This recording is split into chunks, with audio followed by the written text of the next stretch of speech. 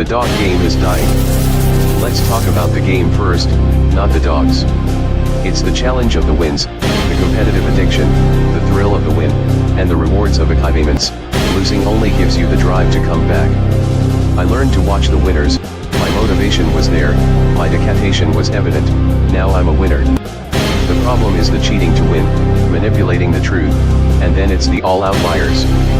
How is this sharing our achievements with liars, cheaters, and bullshitters? We have lost the historical value of the dog game. We can't decipher the real from the fake, the lost is the cost. So I salute these dogs of going hard kennels for all that you've given me in the game. Let's talk about pit bulls. The history, the breeding, the maintaining and feeding, and the controversies surrounding the great hunts. Come interact with the legends, and ask questions, and listen to their stories as we talk about kennels and dogs of the past and present.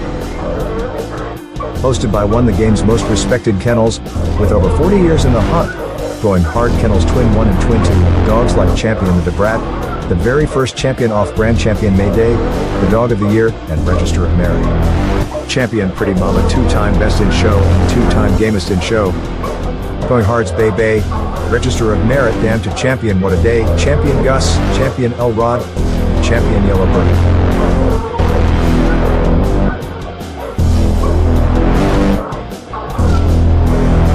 So pull up a seat, and let's talk dogs.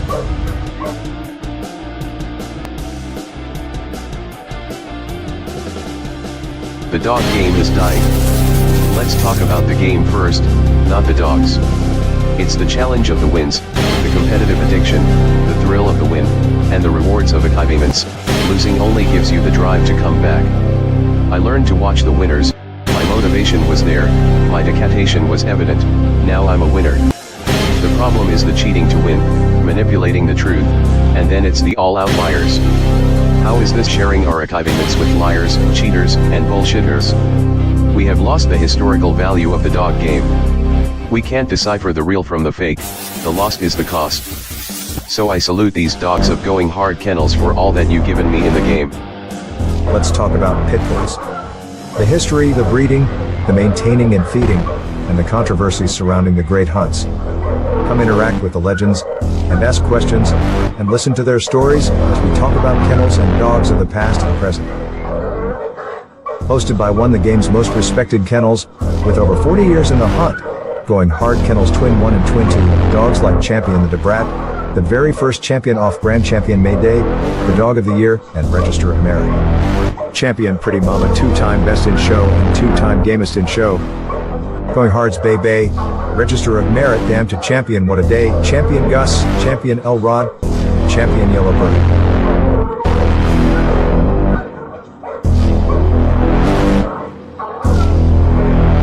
So pull up a seat, and let's talk dogs.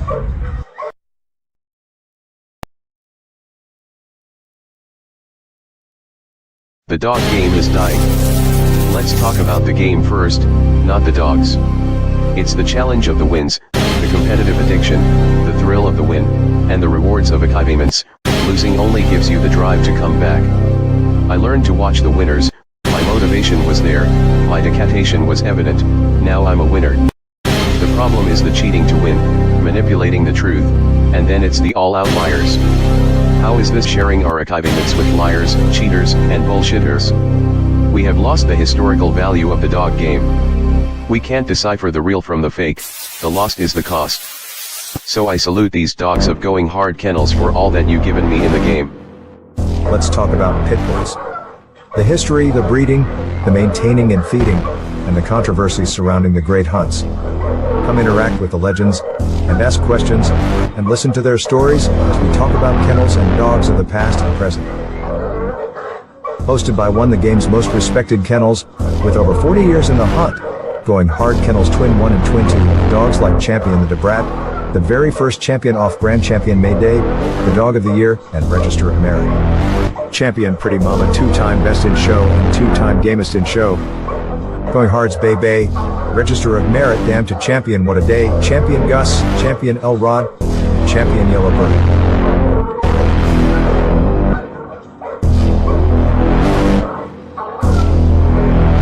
So pull up a seat, and let's talk dogs.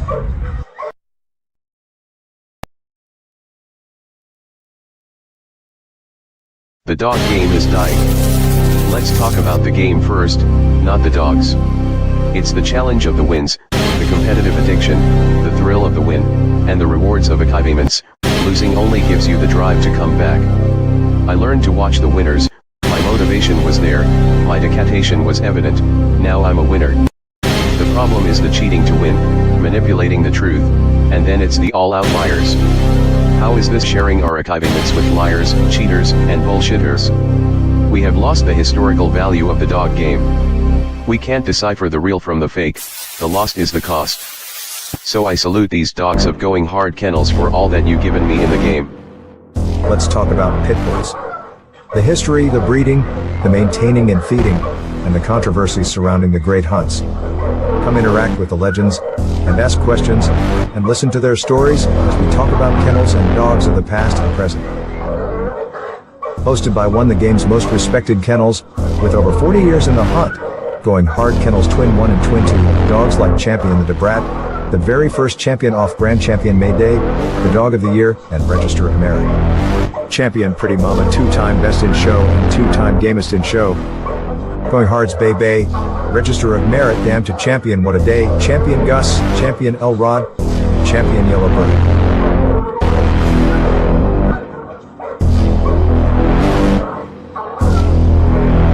So pull up a seat, and let's talk dogs.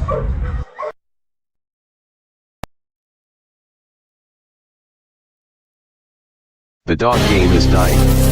Let's talk about the game first, not the dogs.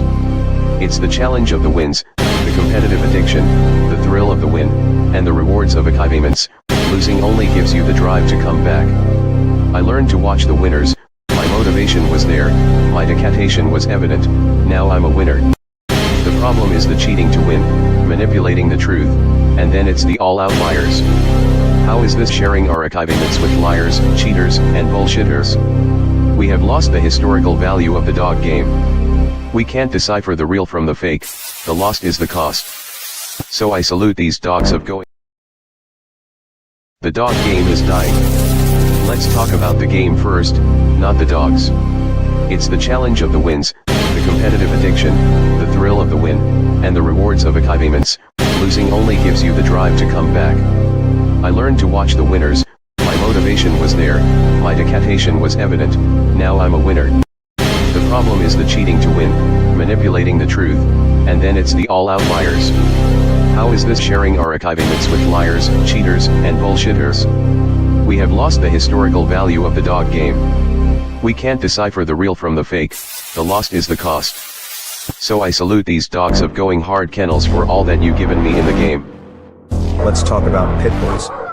The history, the breeding, the maintaining and feeding, and the controversies surrounding the great hunts. Come interact with the legends, and ask questions, and listen to their stories as we talk about kennels and dogs of the past and present. Hosted by one of the game's most respected kennels, with over 40 years in the hunt, going hard kennels Twin 1 and Twin 2, dogs like Champion the Debrat, the very first champion off Grand Champion May Day, the Dog of the Year, and Register of Merit. Champion Pretty Mama, 2-time Best in Show and 2-time Gamest in Show. Going Hard's Bay Bay, Register of Merit, Damn to Champion What a Day, Champion Gus, Champion Elrod, Champion Yellowbird.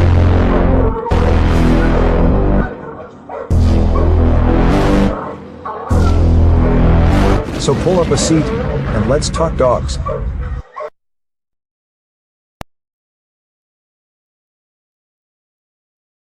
The dog game is dying. Let's talk about the game first, not the dogs. It's the challenge of the wins, the competitive addiction, the thrill of the win, and the rewards of achievements. Losing only gives you the drive to come back. I learned to watch the winners, my motivation was there, my dedication was evident, now I'm a winner. The problem is the cheating to win, manipulating the truth, and then it's the all outliers. How is this sharing our achievements with liars, cheaters, and bullshitters? We have lost the historical value of the dog game. We can't decipher the real from the fake, the lost is the cost. So I salute these dogs of going hard. What up? What up? What's up, everybody? Big shout out to everybody out there in the Shark Tank. Big shout out to everybody out there on the back street. Y'all know what time it is. It's Hot Mic Friday. We're going to be putting a little new twist on this thing tonight. First of all, let me get my peoples out the way. Hey, y'all, don't forget to hit them like buttons. Don't forget to hit them like buttons. Big shout out to my man, Mr. Chico Nicholas in the house. What up, fam? The one and only long-time supporter. Y'all know who he is. Mr. Dickie Foster in the house. What up, fam? Yo, big shout out to my brother in the house, Semper Fi, the one and only Pit Dogs in the house. What up, fam? Representing my homie, 6143 in the house. What up, fam? Big shout out to CTK, aka Constant Trauma Kennels in the house. What up, fam? Yo, my man, Mr. William McNeil in the house. What up, fam? Yo, big shout out to the one and only Bloodthirst #1, aka Havoc 360s in the house. What up, fam? Another big shout out to the Viking Royal family. You know, I got stuck to the old name because representing them Skull Country boys up there. Big shout out to Viking Royal family in the house. What up, fam? Let's see who else I got down through here. Big shout out to Inglewood Kennels in the house. What up, fam? Yo, big shout out to my man, Brandon Newhouse in the house. What up, fam?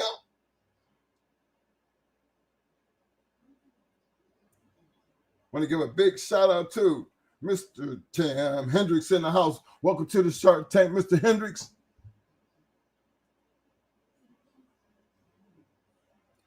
Yo, representing the Mr. 216 in the house. What up, fam?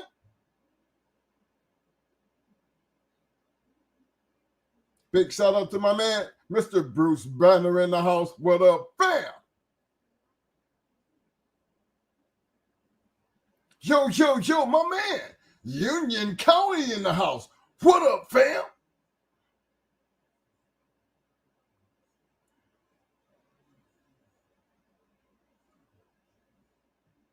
Big shout out to boys with the goods in the house.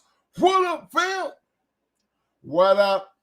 What up to my man, Mr. O in the house? What up, fam? Yo, my man, J-Rock in the house. What up, fam? Big shout out to another longtime supporter, the one and only Mr. Vernon Starr in the house. What up, fam? Yo, Mr. Steven Jackson. I see you, fam. Want to give a big shout out to a lot of Smoke Kennels in the house. Welcome to the Shark Tank, fam.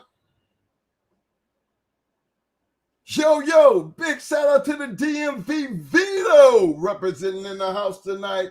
What up, fam? Now y'all know, don't forget to hit that like button. And for those who haven't subscribed, please don't forget to subscribe. Now, you know, tonight we're going to look at something just a little different. Now, you know, me and Mo, twins and everything. Mo, he's stuck in his way of doing things. And sometimes I can get stuck in my way. But it's very seldom you see me get in here and I start talking about, you know, the dog part, you know, because, you know, I had my role. But that takes me back where I want to discuss something tonight before we get stuck, you know. I mean, not before we get started. Just, I'm not looking to make this a long, drawn-out process, but to make it one of them simple ones, you know, when you start talking about the love of the dogs and, you know, from an old school point of view, how do we look at dogs in certain types of ways? And even moving forward, you know, and something I always hear Mo say it, and out of just saying, I know his passion because he lives this. You know, I don't live it to the degree he does. You know, Mo still trains and does all that kind of stuff to this day. You know, I have dogs, but I'm only there to do, you know, the antagonizer. but there's not a dog over there that I can't walk up and they'll do exactly what I tell them to do. That's all because of they're trained. I guess they know the difference between me and him, because in the process of growing up, we have that relationship. I can come in and being he works with them every day, but yet I can still walk in that door and I say, shut up. I mean, everybody shuts up. So they have this great understanding. Now I was looking at, happened to dive into weight pulling and some of the other things that I always say moving forward, if we always had a lot of this, Mo hates to hear me have this conversation, but that's why I'm going to have it. Because I know that if you really knew what it looked like from a standpoint of how moving forward the American Pit Bull Terrier can be represented and still maintain that, that top of the food chain, and I'd be wondering, have y'all ever seen what it really took to do some of the things that these American Pit Bull Terriers do when it comes to guard training and climbing up walls and even agility stunts and stuff? But I pulled up some, I want to share this with y'all. And then I want to talk about it after y'all see this. Now, some of this you're going to see, I'm going to, it's not going to have sound because I don't want to deal with the music section. Hold on, let me hit this on pause right quick here. Okay, some big screen situations looking at this. And I'm going to do it this way right here. Boom. Okay. Is this one of them? Yeah. I'll put a little bit of sound with this here. Okay. Let's do this.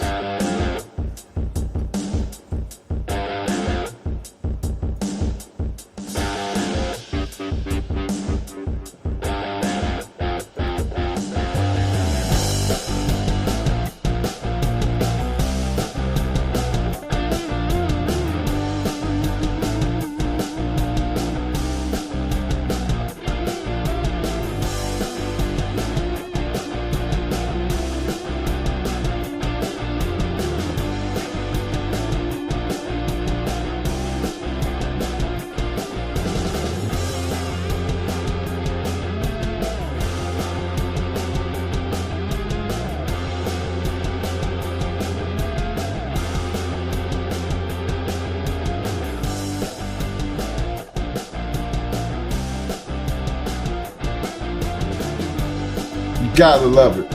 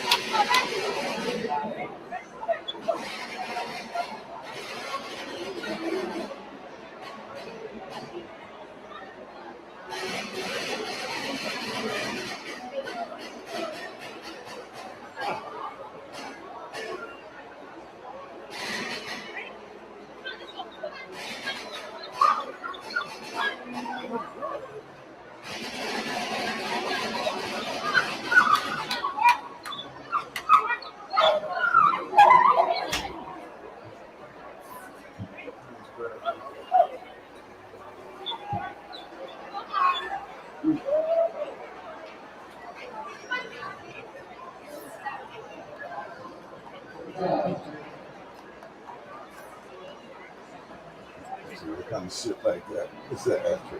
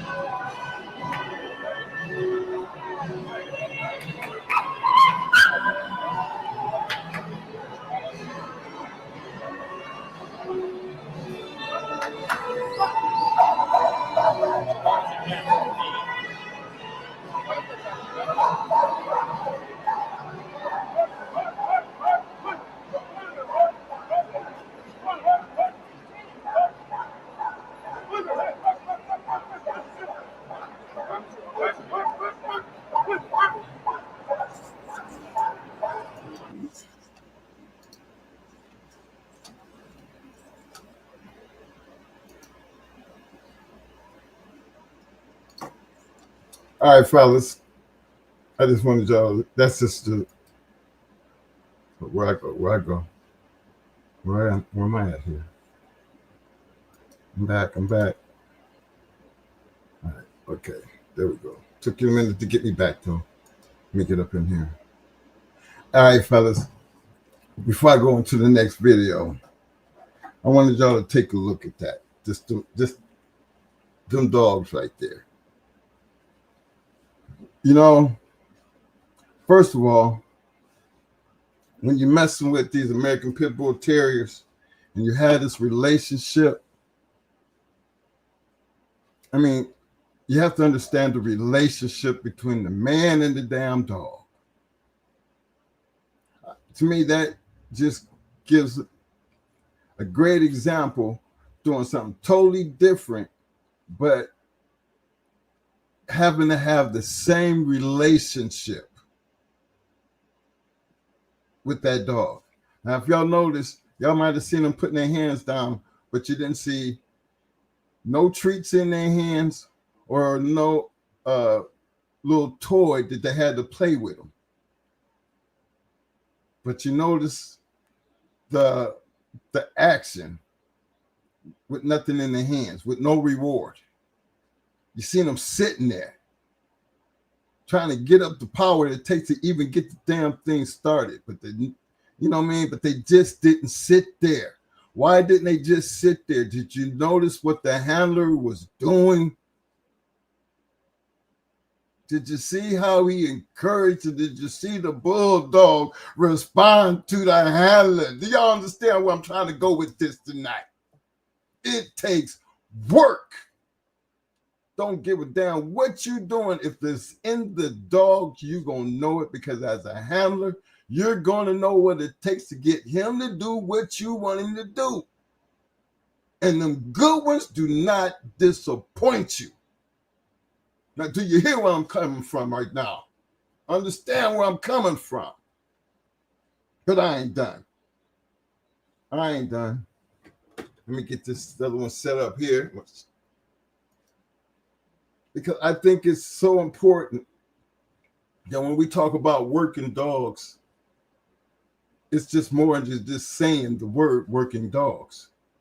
It's a lot more involved in that. A lot of work. Got to have the right dog. Got to be able to train it and prepare his body to do whatever you want it to do. And I just feel like here we got weight pulling dogs, man. Weight pulling dogs doing it. Let me go in here and do this right quick here. Did it show up yet? I'm going to. Hold on. Getting to my playlist right quick. Where'd it go?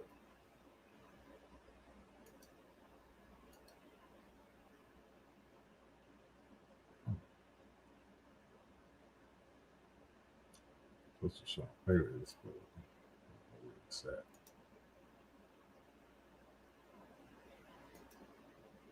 Is that showing up over there? Mm-hmm. I'm trying to pull up my playlist so I can get what I'm looking for in here.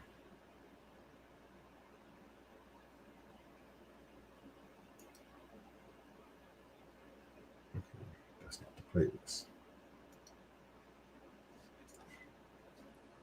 I'm not signing into my own shit. Hold on. Let me get back to StreamYard while I'm doing this, fellas. Let's stop this sharing. While I'm talking to y'all, I can work on this right here. But yeah, it's important that y'all look at that from my standpoint when it comes down to, you see these dogs, man? You see the work that they putting in? Do you see what it takes for them to do what they got to do, even in them extreme moments? And they just add them weights on. And to me, that's the amazing thing, because the stuff that I see over some of these videos that I wanted to share with you, because I just think it's amazing. I mean, and look and ask who is willing to put in that kind of work. How serious is the now when it comes to really taking this stuff to another level, as I've seen? And as I go down through this, you will notice most of the stuff was actually out of the country.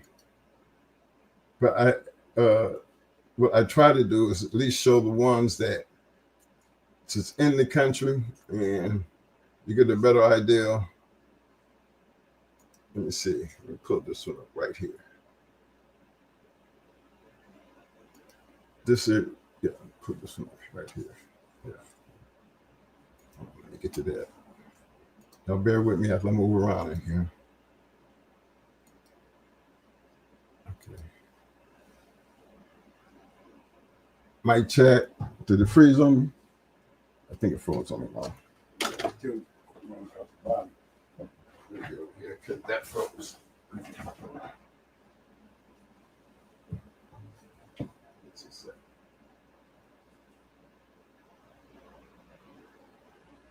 I had to jump over here.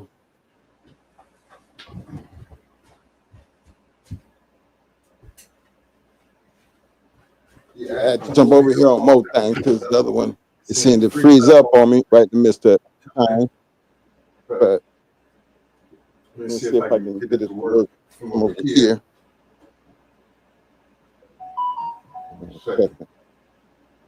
I got one where there's a 20-pound dog, man. I seen it pull 350 times its weight.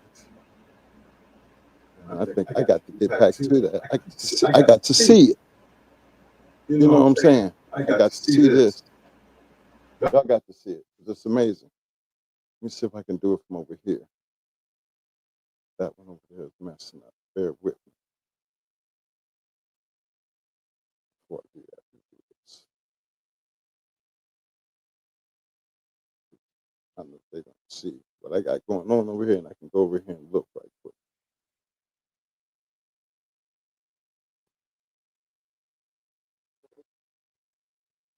Nah, that froze. Let me just go. But while I'm sitting here doing this, for some of you guys out there, and y'all know when we be working out these dogs, you know, how serious do we take with those walks? You know, some of us look at it as we just gonna be out there, take them to keep them in shape, keep them muscled up, you know, and then they don't have no other way to show that extra. You know, when you see them pulling them weights, man, that's you way beyond the flirt pole. You know, you're way beyond the spring pole because you're asking the dog to do something that's, you know, almost, you know, I'm not gonna say impossible, but it's something that the average pit bull ain't gonna be doing until you actually see them doing it. Oh, gosh. Oh,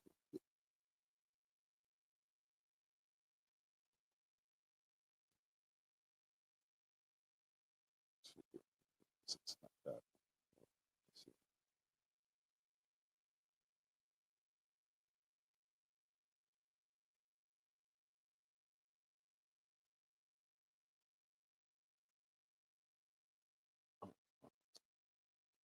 It's over there.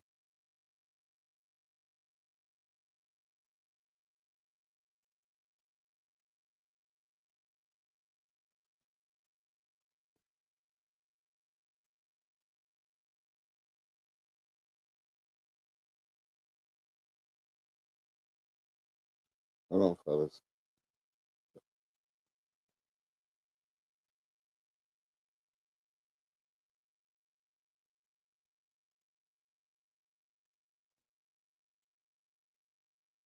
I don't know if I'm gonna search that right there.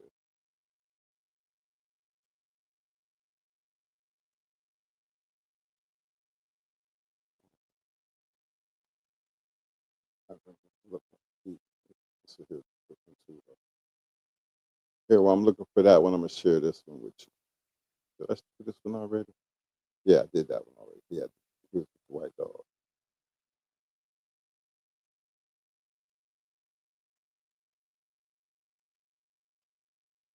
See, I had to have it on that other computer.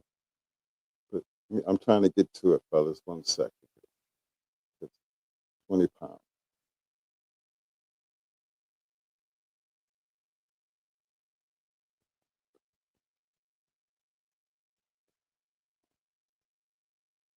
I can put this like this.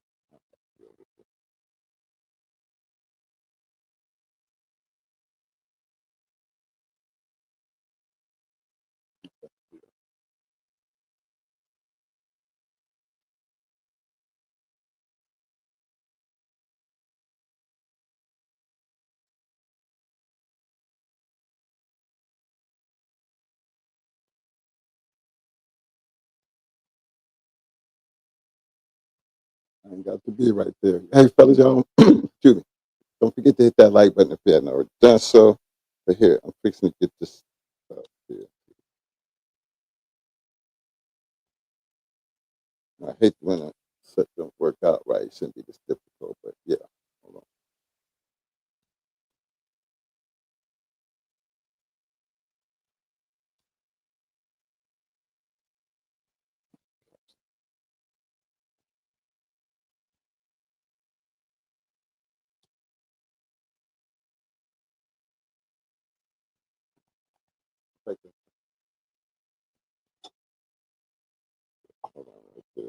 What's this again?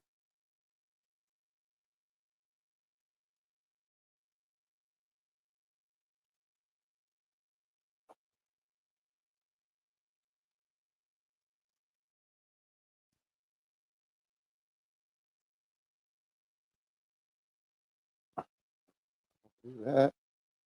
What is this again?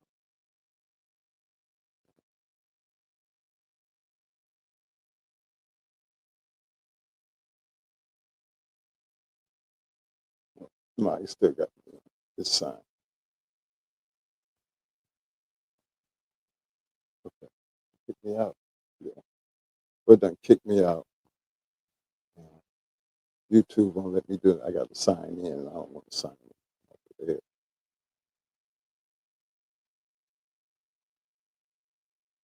Right. Emma, take a look and see what's going on in the chat for me.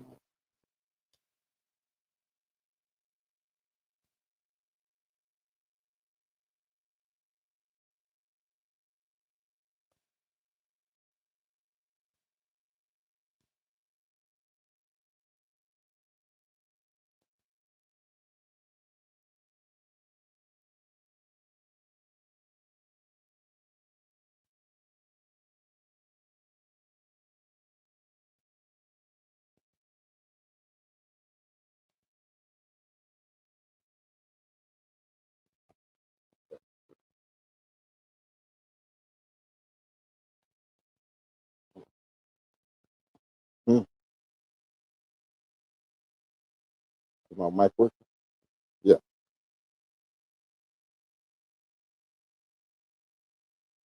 I'm trying to get to the playlist.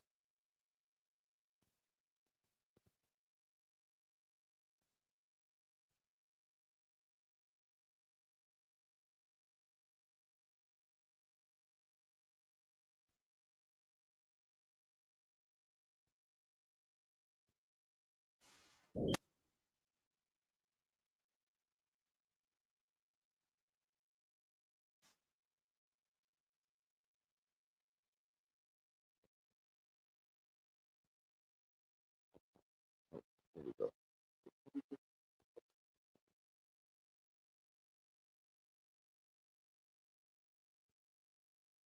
They can hear me talking? Yeah, 'cause you sitting right there.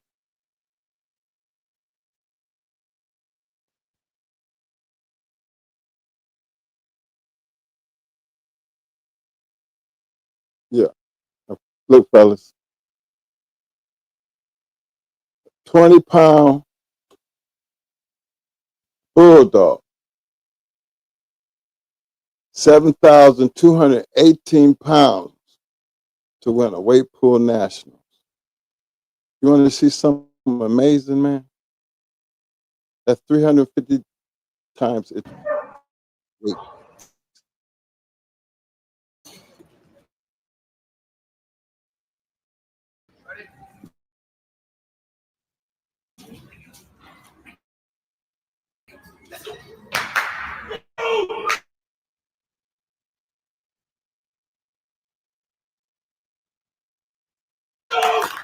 Let's go!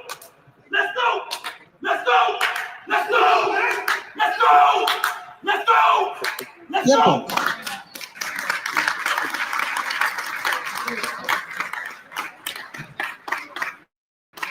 Maybe I've seen that. Oh, there's another one right here. You are now.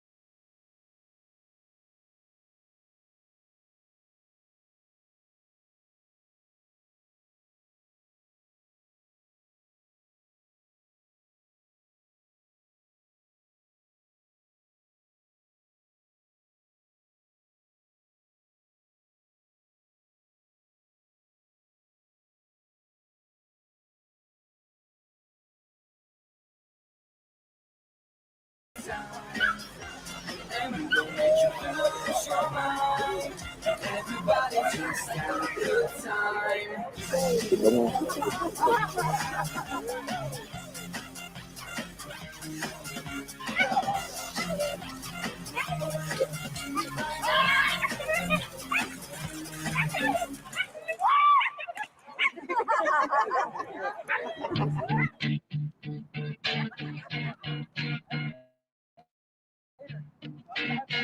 We don't need no big shirt. See, that shirt is gonna That's gonna promote look you. like You we pull your get pants up. together and say, this is what we gonna do. Line in right here. Everybody show up, show out.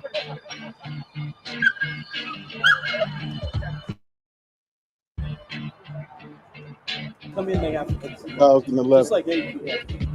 So overall, I really tried my best to find something more recent. Tells me, as I did my research, a lot of this is out of country. Thailand, China. Yeah. 2 minutes. That's it.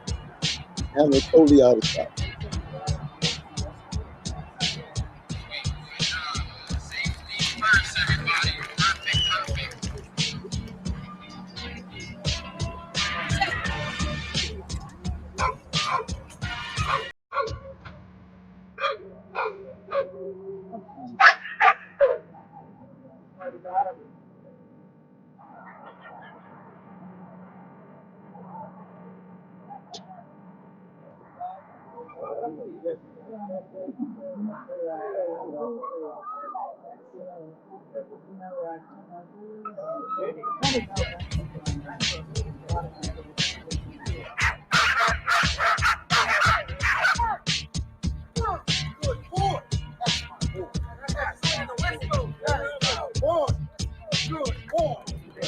hi, my name is I H.M. look Fly. at I'm some of from the Quebec City, 74 Canada. pound I'm owner of Union Pitbull, and I have a great 84. time at the Working Pitbull Terrier Club National here. Great. We got Seeing plenty nice dog there, and 200. very happy to be here. Great time. Hey guys, we all missed the 2011 Working Pitbull Terrier Club of America Championship. I think it's the best event we've had so far. Make it next time. All right, fellas, let me get back to this. My point I'm trying to show is if you pay close attention to the dogs and the owner, the animal, the relationship they have to have, even when they was going through the agility, you know, I didn't think I showed you the one with a dog, he's following her and he stopped. He threw something she did, but she corrected herself. But it's the dog's ability, first of all, we always talk about thinking bulldog. Well, regardless of which end that you're on, you know, a smart dog is one that you can easily train, one that who actually listening to. We always said that was one of our biggest advantages because our dogs was trained to listen, just like you see here, doing it the right way. This is what it looks like when it's the right way, and you still get the same, to me, the same reaction out of the dog. But I'll have another dog in front of you, giving you that same energy, that same will, that same, I'm gonna have to say, gameness, the one that just keep going when they could just easily stop and stick. That to me is no different than what we look at in that box, except for the opponent in the box is just as good as you are. You're not out here. They not, I mean, I'm just looking at the attitude that the dog has to have. The dogs have an attitude to literally do the things that I was showing you to do and still give you the same energy based on what you choose for it to do. And then it always leads back to is how good is the handler? How is your relationship with this dog as the handler? They all have relationships with their dogs, man. All them people that we was looking at, they had a purpose for their dog. It's evident that these are what we consider working dogs. Evident. Me, I'm amazed with what it actually takes to get a dog to pull 7,000. Hey, I found one on here where a dog pulled 14,000 pounds. Pit bull, 14,000. Now, we always say, the difference between a bully and a pit bull, and then we start paying attention to the color, and then you can throw all that up in the air because again, I don't even know the difference, sometimes. But I know a pit bull when I see a pit bull, and I'm not always going to be as blind to see a blue, what we consider the blue and white pit bulls, and say that's not a pit bull. But we know somewhere back there that something else is there, you know. But we can say that literally about all of them. How many pedigrees picked up and seen unknown? They didn't want to tell us what the unknown part, but then, somewhere somebody chose to go ahead and give it a name. Just, it's just two generations. We don't know where this come from, but they just didn't want to mention it. But even in that part of what I would consider what the future gonna look like when you're trying to do it right, I didn't find too many of these competitions, first of all, held in the States, and second of all, done on a level that where it wasn't just one or two shows that were recent, where I could just go up and say, boom, weight pool competition, nationals, United States. Maybe I wasn't looking hard enough because I was really just doing this to see what I could find. And then actually took time to just look at some of the videos. And I was just impressed, man, because if you've ever been out working your dog just for whatever it is, there's gonna be a time in there where we have to get that extra encouragement. I mean, you got to give that extra encouragement journey has to come when he needs it.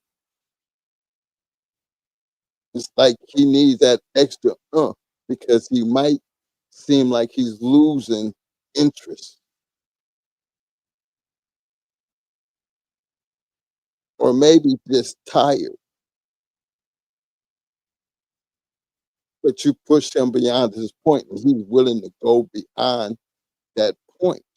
You can see it in the reaction because if you stand there and don't say nothing, then you shouldn't be mad if he's standing there looking at you doing nothing.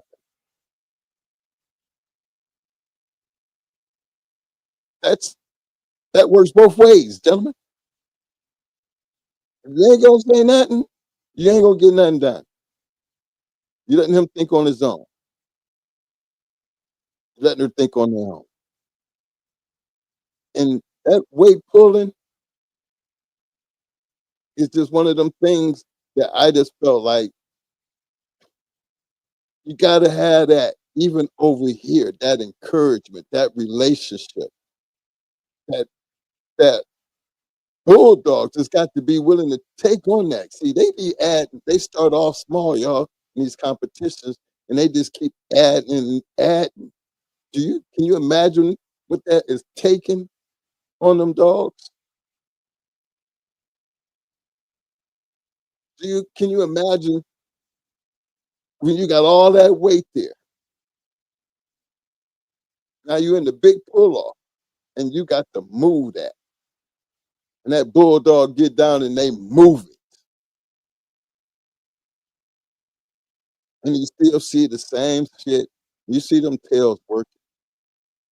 You see that. You see all the effort.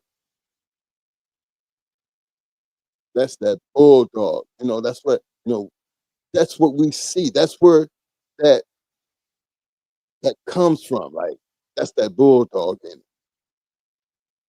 Because that's what that look like when you see them dogs doing that. That's what it looks like. Even over here in doing it the right way. My thing is, how many handlers out here is willing to put in that kind of work? Get that, to be able to do that, to be able to compete with that. Because there's levels to even to that game. Where you gonna fall in at? Because even regardless, it's always gonna be levels. The dog don't know the difference. So that automatically tell you if it's in the dog, you as a handler got to bring it out the dog, even in that game, because that's where your work gonna show. That is where your work gonna show. That's where that dog is gonna show. Because it's at that point when I started measuring what gameness looked like.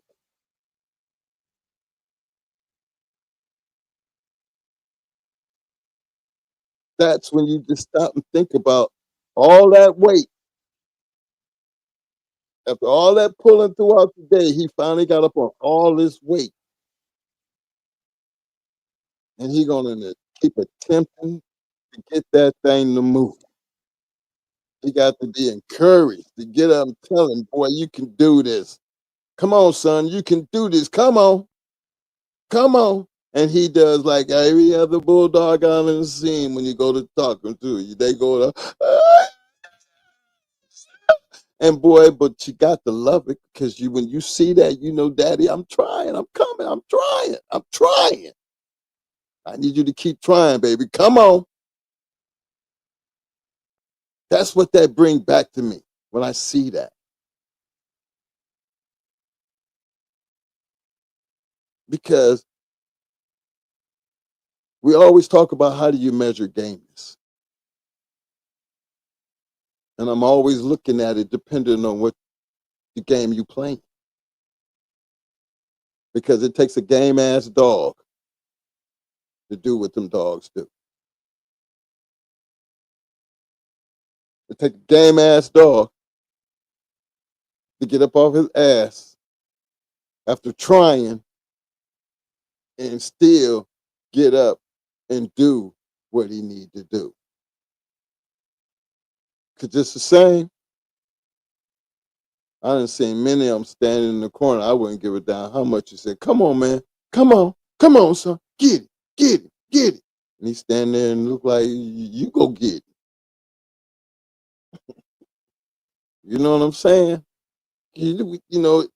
That's what it looked like. And if you look at enough of those weight pulling videos, and if you're interested in it, just take a look at, first of all, what it takes to get one trained up to be able to take on such work. To be able to not just pull that 7,000 something pounds at one time, but actually go through a competition to where you start off small and they adding along the way. And look at what that does on a bulldog's body. You see what it looks like when the humans do the weightlifting around there. I think it's amazing to see them work up and still be able to add more weight and still get it up off that damn bar. Get that bar up in the air. I think it's amazing to see a bulldog get down and dig with all that going on. It looks great to me.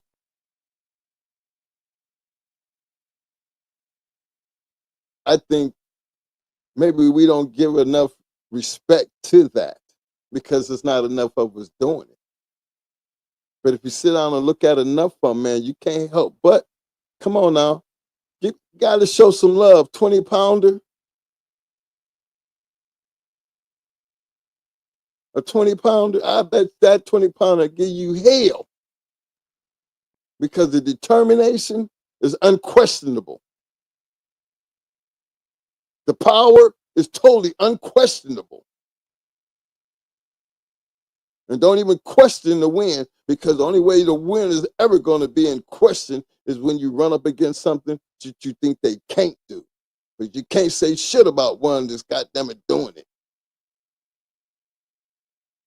As long as it show you it can do, I'm not going to sit here and talk about what it can't do. I'm talking about what it did. What I seen was a 20-pound dog do 350 times its weight.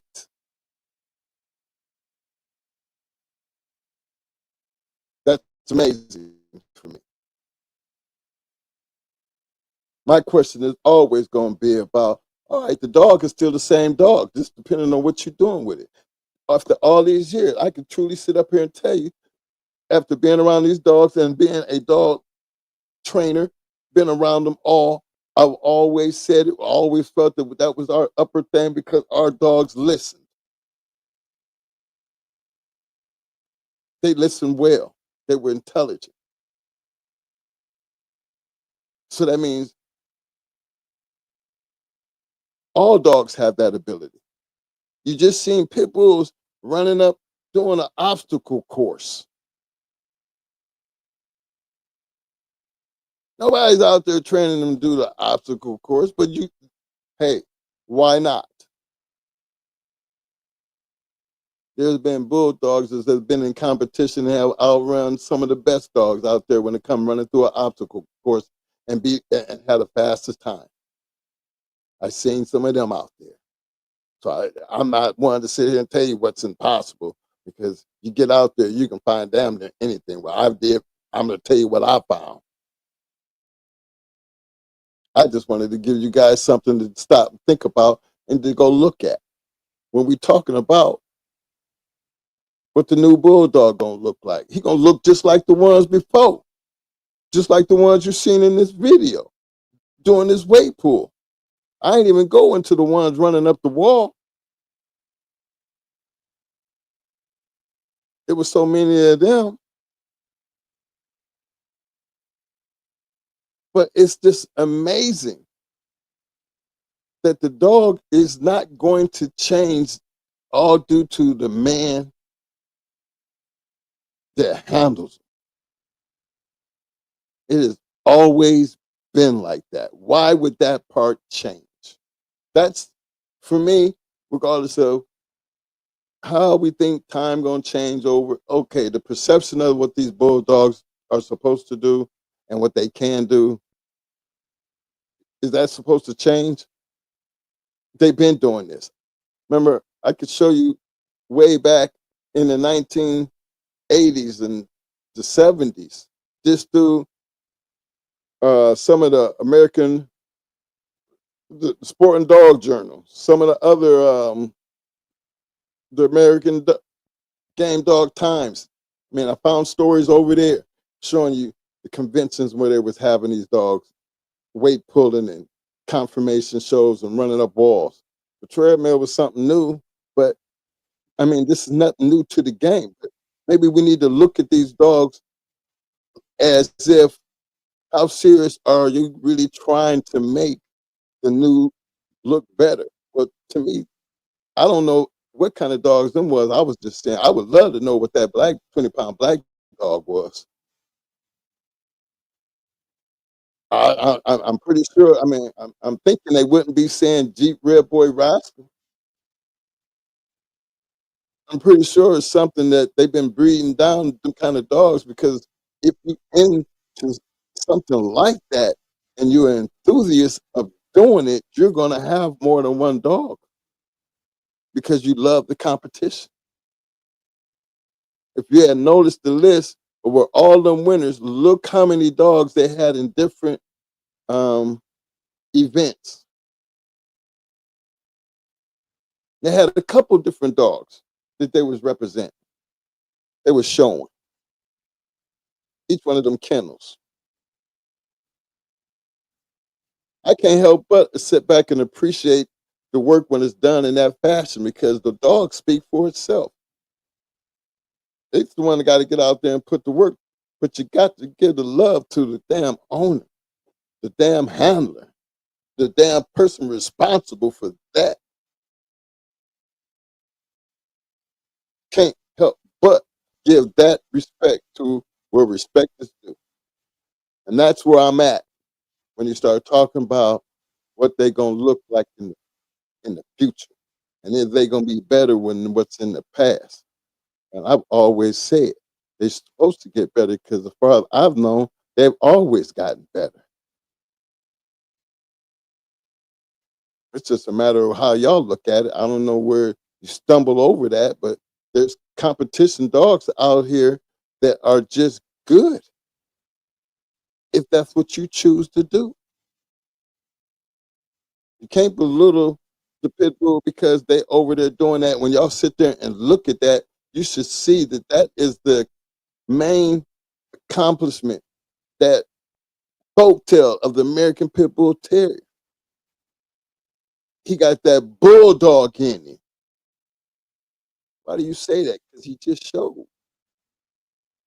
And let me pin some of the. Oh, you ain't helping me. You handle it? Because we can pin. Oh, you talking about? Oh, okay. Well, let me pin some of these.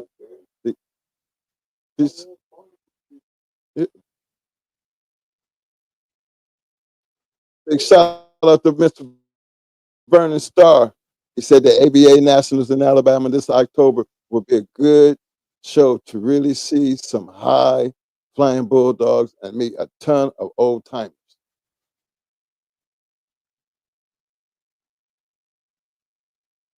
You know, that's a good statement. I mean, you know what, Mr. Vernon Starr, that would be a good place to hook up and meet people on that end doing what they do so we could at least share and appreciate what they do when you're standing there looking at what's actually involved in it. That do you have in you to become one of them, to be their competition, to be the dog that everybody wants to talk about, be based on the dog in your work. There's nothing wrong with that. Me personally, I think that's what they all be out there working for. 20-pound dog going up in the nationals. Damn right. That's top dog for me, baby. That's top dog for me. Big shout out to Greater Than. He said, wish they was. I had been around the guys instead of brothers just bringing me to the Nikes and Adidas and Reeboks. You know, man, like like in our situation, when we were introduced to these dogs, we were introduced in a certain type of way. If you want to introduce the young into these dogs, there would have to be a certain type of way. And I'm more into believing that anything's possible if you can just do what you have already seen has been successful. There's nothing wrong with copycat, man. Hell, if they could do it, you see all them people was out there. Even if you had 100 people, that's 100 and something plus dogs. That's a good show for me. 50 is a good show for me because I know if y'all go out and just pull up these competitions, you're going to see, man, it look like a stadium's full of these of people competing with these dogs. I ain't gonna say a stadium, but I'm talking about more than 200-300 people, if not more. Thailand and look at some of the places all over the world. The UK, they got a whole lot of stuff, but the only thing is I couldn't find nothing recent that I could bring to the table. So I just took what I was like, what I looked at them and I said, this is what I call the other side of the tracks. This is what it looked like, and that bulldog, the same damn bulldog. Look at him, digging in.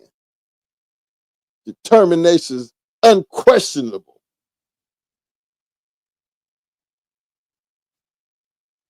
Imagine what that's like starting off, just trying to get him that far. See, we used to do, believe it or not, I'm always a fan of not just the dog being able to pull the weight, but all respects out again to the handler, because them two, they've been there before.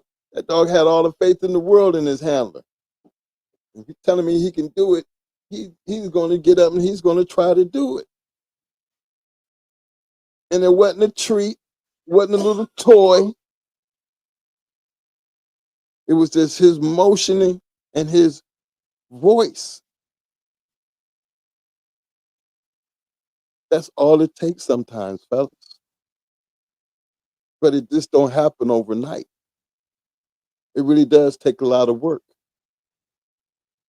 It sounds like I'm still standing on the other side of the track saying this, don't it?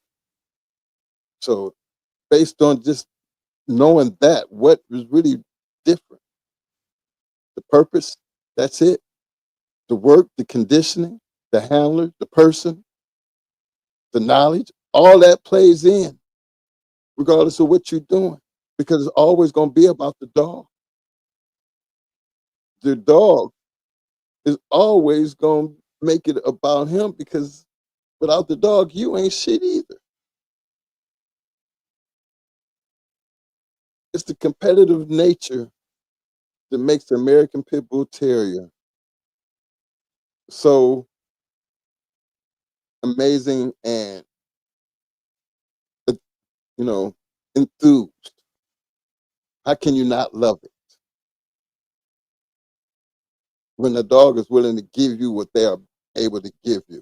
How would you know that? You would have to have one to understand what it really means. You got to really have a working one to see what that really means and understand how you got there. Not only how you got there, how good are you to even be there?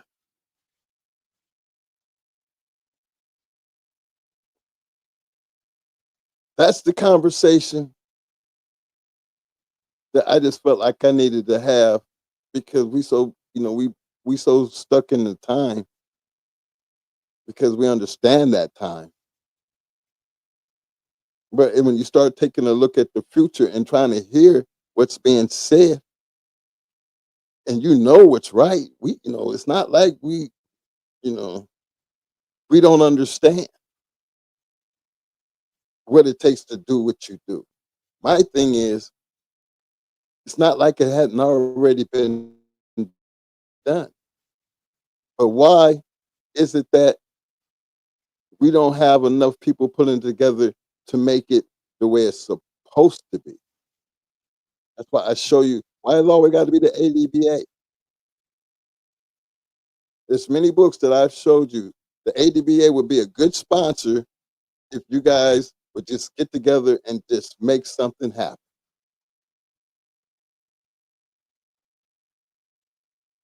Who knows how big it could possibly be? What, we don't have enough people that's willing to do that? Well, hell, start showing them some of the ADBA shows. And I'm only saying that to the people who feel like that. You got bulldogs. You want to see how good your bulldog is? Go put your bulldog in some competition. What kind of bulldog you got? Well, I just showed you there's agility, there's protection. We know there's wall climbing, we know there's weight pulling, and we know there's confirmation, we know there's treadmills. Those are working dogs for me. The pit bull is not going to let you down. My thing is, who the handler? Because it's the handler and the dog that separates the levels that you play in.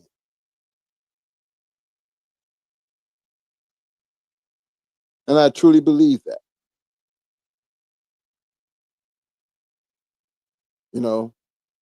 I think it's just one of them things we need to take a closer look at. I think it's important that you take a closer look because that's something that you can actually talk about. Y'all seen at the end of toward the end of that last video, how them pit bulls was all sitting there, laying down there chilling. You didn't see them barking and crazy. Now you see the ones at the confirmation show, but you didn't see what you did. I'm gonna just say what you did see. You did see them all laying there, and they was really, they was just laying there and they wasn't acting all crazy.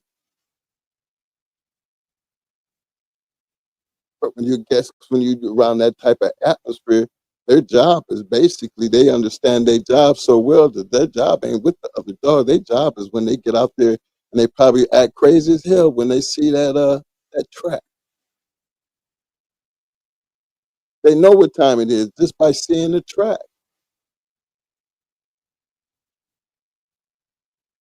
And this guy seen the same reaction, man. Them tails. I just love to see them tails. I love to see them bear down, dig in, and just all on. Everything's on deck.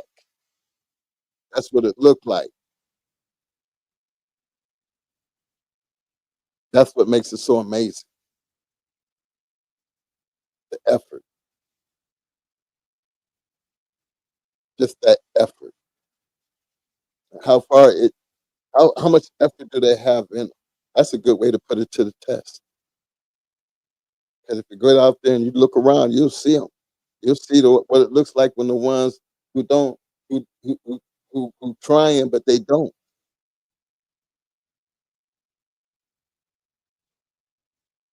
You know, in our day we used to call them curs. I wonder if they call them the same thing over there, or they just not ready yet.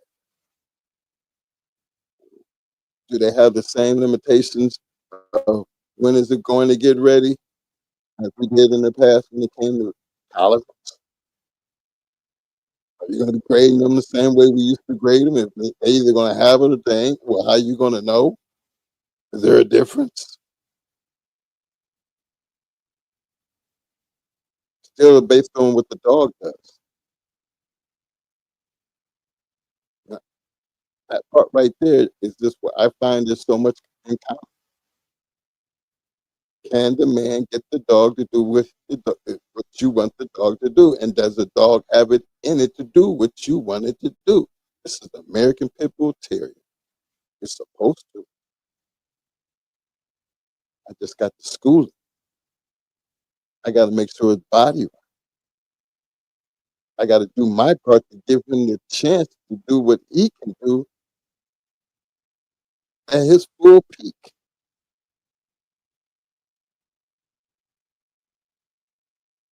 Fellas, I ain't trying to tie up all y'all time.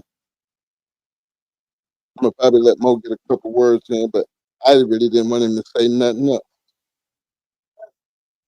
Because the point for me is it's not about our time today.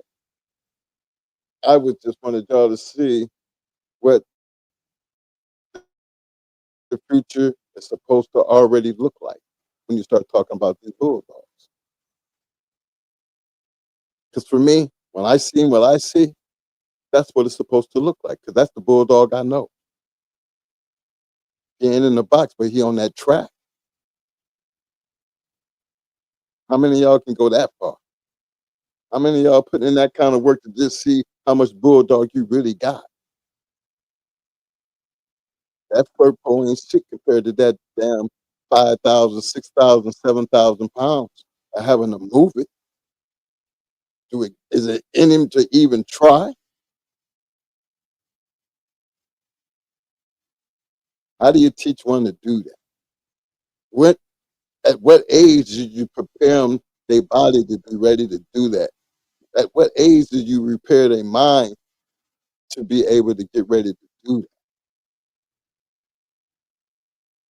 Maybe we need to stop and just take a look. And I just felt like it's time to just stop and look and just tell me, at what point did this bulldog change? Because even over there, I still see the same bulldog.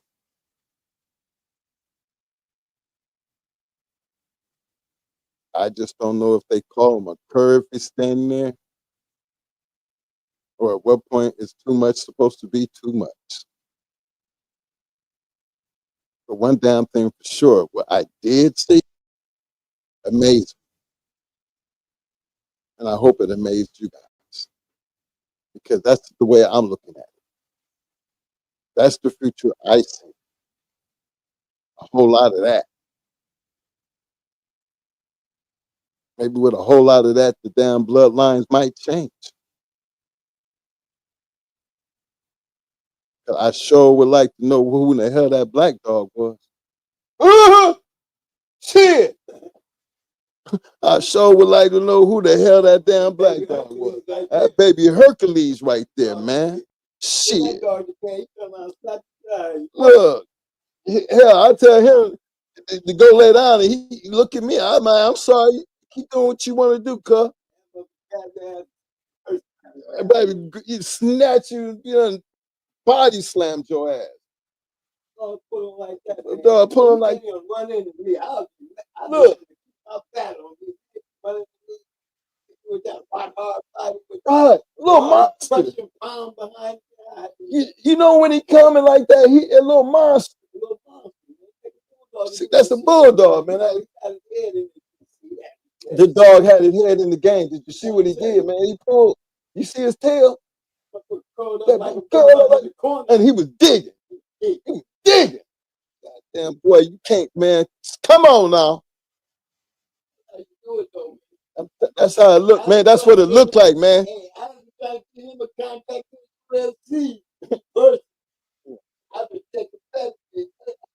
been trying to figure out how that dog bred right there, man.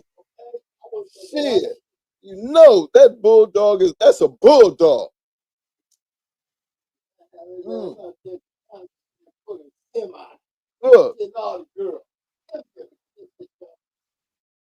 Look, man, if you think I just threw a little bit out there. You know what I'm saying? Just to get that thought in your mind. But enthuse yourself to just go look at some of the videos that's out there, man, and then ask yourself, is that the same pit bull of yesterday?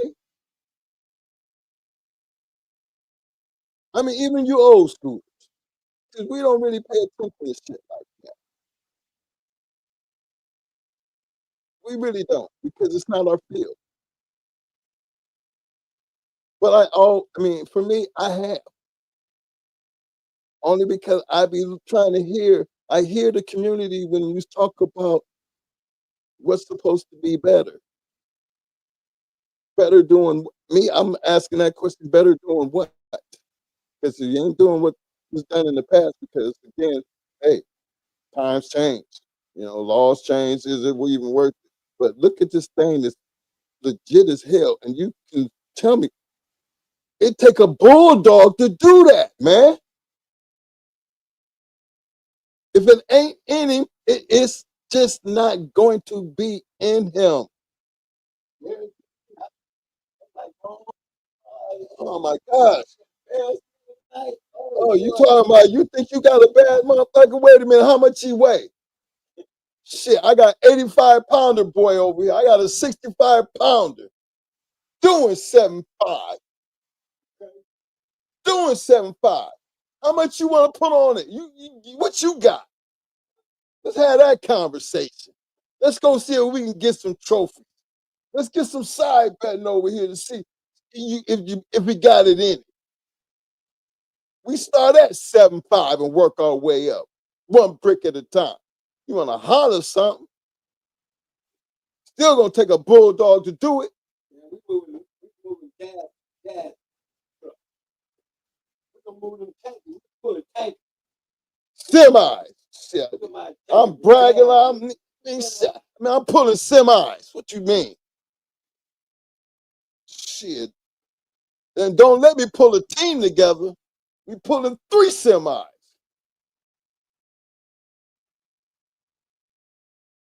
Yeah, but I've seen that too. I've seen they had a competition. It's a competition where they got like they sled dogs, 3 of them, and they pulling a semi. They're going on speed. Yeah. Who can pull it down that thing fast? And they working all three of them the same way, and they all three of them get dug down just like that, Mo. They dug in, getting in, moving that damn thing. Like Daddy's working down there on the other end and shit. Calling, come on down here, come on down here. Man, that just enthuses me, man, simply because it's gonna be the same bulldog for me. A real bulldog gonna have that in him regardless of what he doing, man. I just believe that until the end of time. They always have. Of course, they always gotten better. A lot more people was doing the breed. A lot more people was putting it out there to be looked at. A lot more people had to really find out if you really had what you thought you had. Why? Because the competition thick. Now, Like, how we gonna find an airplane? Fuck that. Let's go find an airplane. find a damn airplane. Shit. People in. Shit, if we get down like that, shit, put a team together and let's see. I know I got 5 of them over here, about 385 pounders and 265. And they all pushing 750 above 7,500 and better. Strap them up and let's go see.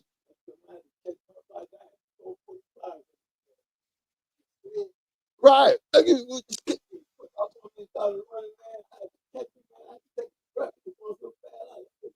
Yeah, because you didn't think he could do it. He had that sliding power and he was off to the races. You know, once it was moving, he was gone. Hell, he was in the grass doing that shit. That's why he was so cocky. That's why he was so damn strong. People, you don't understand. We had a weight program that we were always going to be bigger and stronger and still make weight. Because y'all don't know what it takes to actually be able to pull that kind of shit off. If you ain't scared to find out, get out there and go put some weights behind his ass and go see. Go see. Get that shit out, like, oh, I'm gonna lose. You run it down the down. Thank God I was on that. Look, man, y'all got to understand where I'm coming from tonight. You got to show a little bit of love to know that there is always, you know, another way. And it looks good. But I also know what comes with that. Regardless of what side of the track, you still going to have to be putting in the work. And ain't that all that matters? That you're putting in the work for, with the right animal.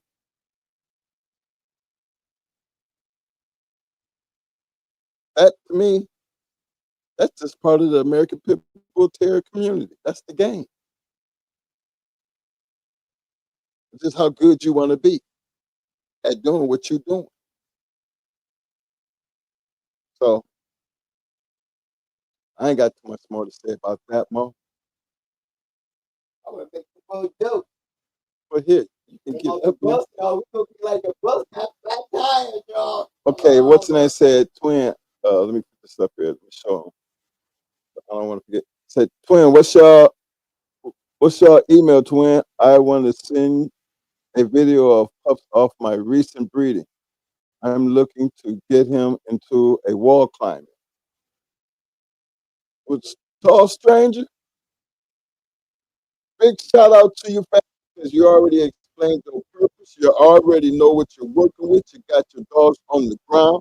I salute you because you are taking the first steps toward what the future's supposed to look like when you're creating your own future for your dog, man. And anything that I can do to help you along the way, we are sure and would love to give you our insight, because it's still going to always boil down to condition. I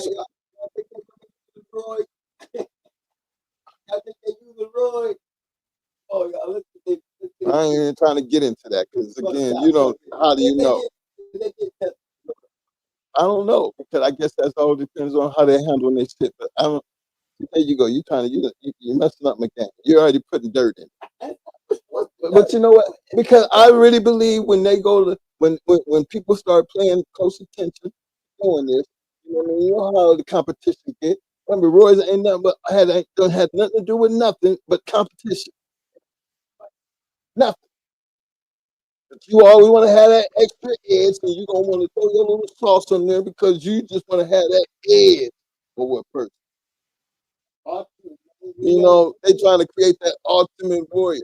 Hey, again, and that's within the rules. I'm not going to be the one to sit here and be trying to be knocking how these shows. I still think that's upon the people that's doing it. I'm just trying to give my shout out to the fact that there's people out here who are willing to do this, and I would expect them not to have to worry about dealing with droids or anything like that, simply because it's one of them things that why start off dirty and you're hiding your own skills and your own ability to create something naturally. See, Roy's didn't save people who didn't understand how to use them. They were just doing it because everybody else was doing it. Somebody else was telling them they didn't understand it. The real insight how to use them because everybody wasn't the same.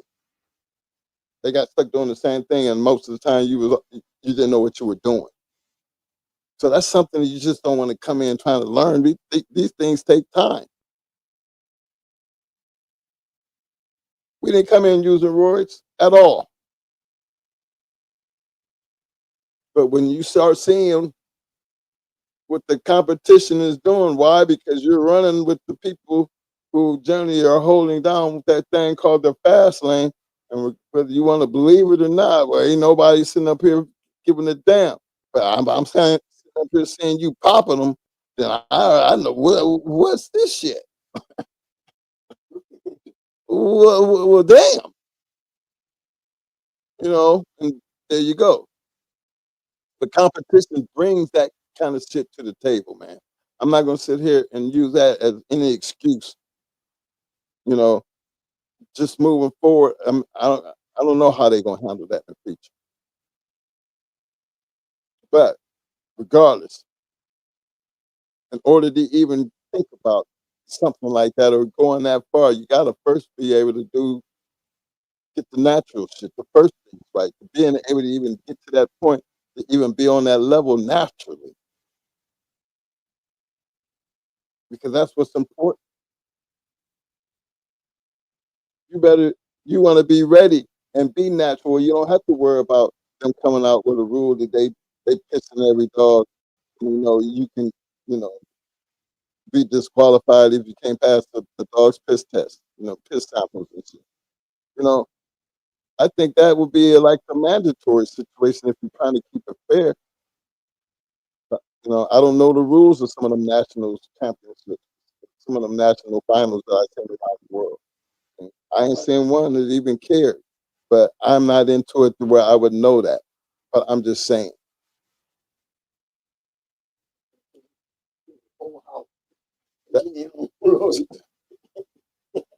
I'm just saying. I wouldn't know. But then look, it's so many things that this can lead to, fellas. That's all I'm saying. This is what the new can look like with whole new names. Because starting with that black dog and that other that big red dog, you know, and just seeing the things that them dogs can do with the guard training, the obedience training, the agility, the obstacle course. That's showing everything that these dogs have in them, man, on the highest level. And you don't get no higher than be willing to compete with your dog. Being willing to take your work and compete against others. You're not talking about it. You're actually being about it.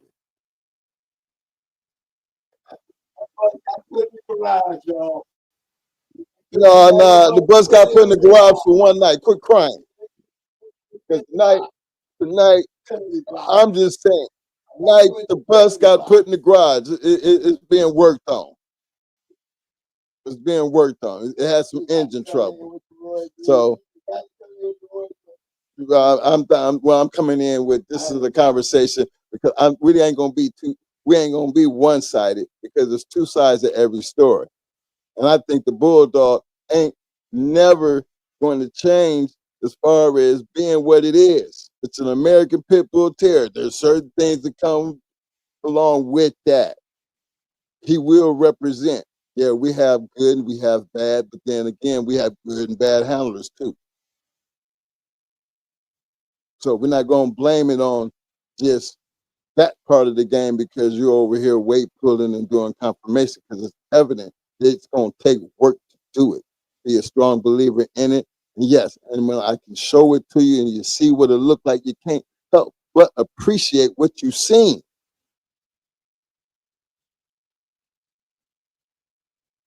That is a damn bulldog. I'm heading right to the bus with it. I see you pull 7,000. 7,000? The bus? We get on the bus. We have 7. We don't have a 15 time week. Yeah. That's the Imagine girl took it back in the day. That dog back there. here, man. You can here. I'm gonna let Mo get his little 2 cents in while I get ready to get out of here because I wasn't trying to hold y'all here all night. I was just wanted to. This is like a real short conversation, simply because you see it for your eyes. You can take what you see and go look a little further. You'll see where I'm coming from. You gotta appreciate the dog. You gotta appreciate the man who's doing the work. So you can't really knock that part of the game because guess what? That bulldog is still that same badass bulldog.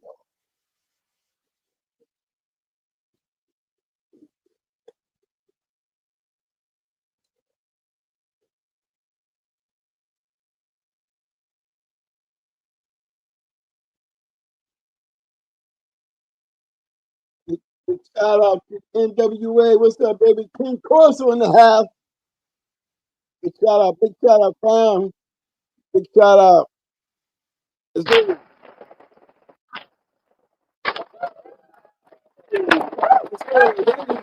Yes, sir. Yo, y'all. Mike done gave me the mic, y'all. Uh-oh. All right, no more. We'll finish out the night. Earl Tudor there. Just think, y'all, what a Earl and them was back in the day pulling them old milk trucks and shit to work out. You know what I'm saying? Imagine that though. Imagine the game. Uh-oh. NWA says, excuse me, gentlemen. Pardon the interruption. I've been trying to reach you. I messaged you on Instagram. I just had a couple questions. Hey, you know, I was 64 years old. You know, the only time I get to play on the internet when I come in and play with y'all. You know what I'm saying? You know, other than that, guys, I'm taking a little time that I have. I'll be playing Call of Duty on my phone, running around shooting. That's it. I don't really do Instagram. I do the Facebook because I get messages from the children. You know, that's where they stay in touch with dad, grandkids. I ain't got great grandkids. You know, they be real happy when they see Poppy go and they shit pop up. Hey, what's up, y'all? You know, they be so happy. Other than that, fam, right there at the bottom, you see the email address right there. Just throw a line up in there, man. You got me. Right there, where it says email, going across that little banner that big fella. I need to get up with me, you can get me there. That's for sure. I'm reachable. Once you get that right there, you got the phone. Call me after that, and then you have my number. Yes, sir. Yeah. Hey, you got that, Charles Stranger? Charles Stranger, you got that? Right there on the banner, going across the bottom of the screen. Right across there. Send it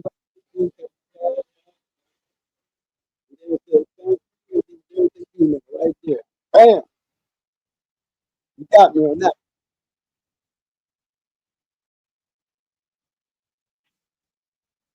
I'll be looking for a win. You know, I'm so deep into that stuff.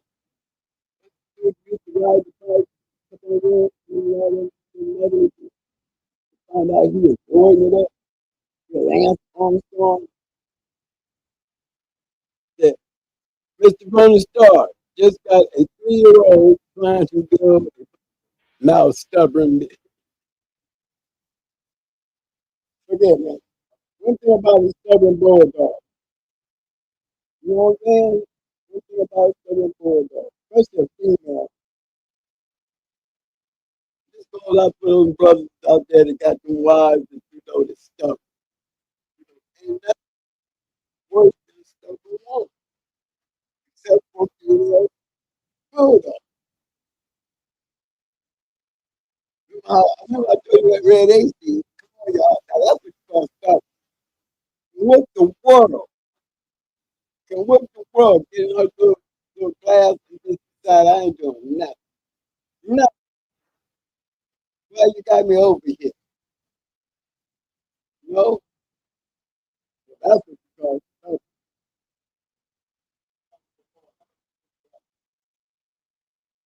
I told him, try to pull a house full of dog. But Rogers, I'm telling you, man, one thing about our dogs, man, our dogs do this has an ultimate strength, that, I always call a advantage. Some things that we work on, I don't care how you hard you work. I look at dealing with the human body. I can sit there and do a bunch of push-ups. When I was locked up, I had no way. And I just got in there and did calisthenics. I mean, I was sitting, getting on that foot locker, upping up 300 push-ups in 30 minutes. You know how that jailhouse stuff goes. I'm always the one for competition. I got bigger hair. And you know what, man? You know I got that concept from? Got that concept from working a dog. Working a dog. Watching dogs do things, man, that you know, they ain't gonna be ready for you. That's what I be thinking. That's what I be going in. I be there for myself.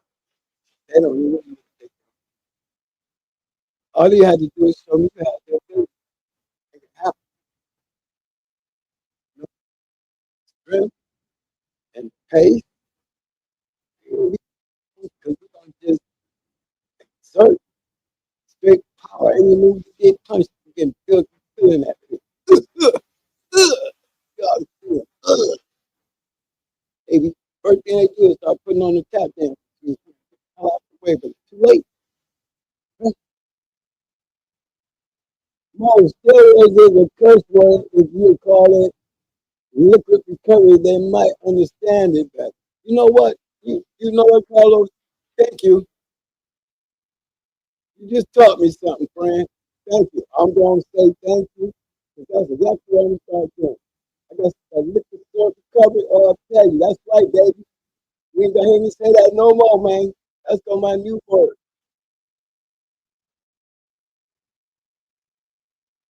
Hey, let me know y'all can hear me.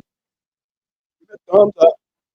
Anytime I got these earphones on, and it's got a mic on it, I've been talking to that. So now I'm closer to the mic. But hey, I want to make sure Carlos heard me say thank you. Because you know what I'm saying? That's my new word. That liquid recovery. Yeah, that liquid recovery, boy, how you doing things?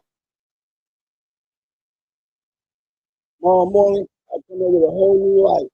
Next time I get out here and get to talking to y'all, they can be understand, trying to say, wait, twin, what's that liquid recovery, man?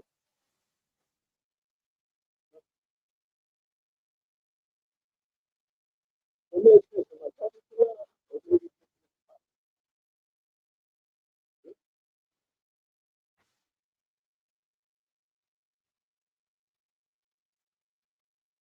mic check, 1 2, mic check 1 2.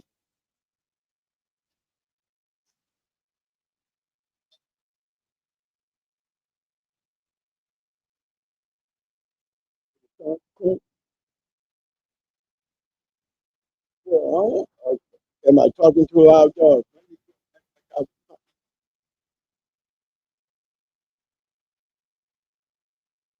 Can y'all hear me now? How loud? I'm talking too loud.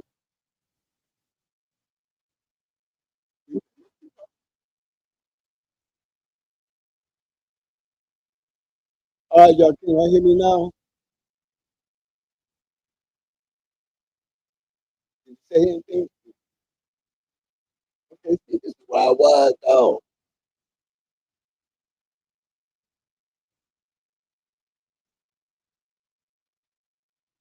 It, it, it, it, it, Mo back on the mic. You know, I'm getting all loud, getting all hyped. With the coverage.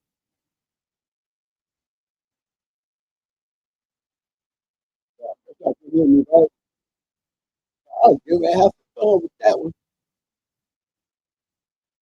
I'll definitely having some fun with that. I mean, real the competition. You can imagine a guy coming on some liquid recovery, y'all. He's supposed to break records. You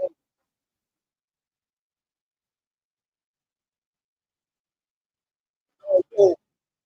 On that treadmill.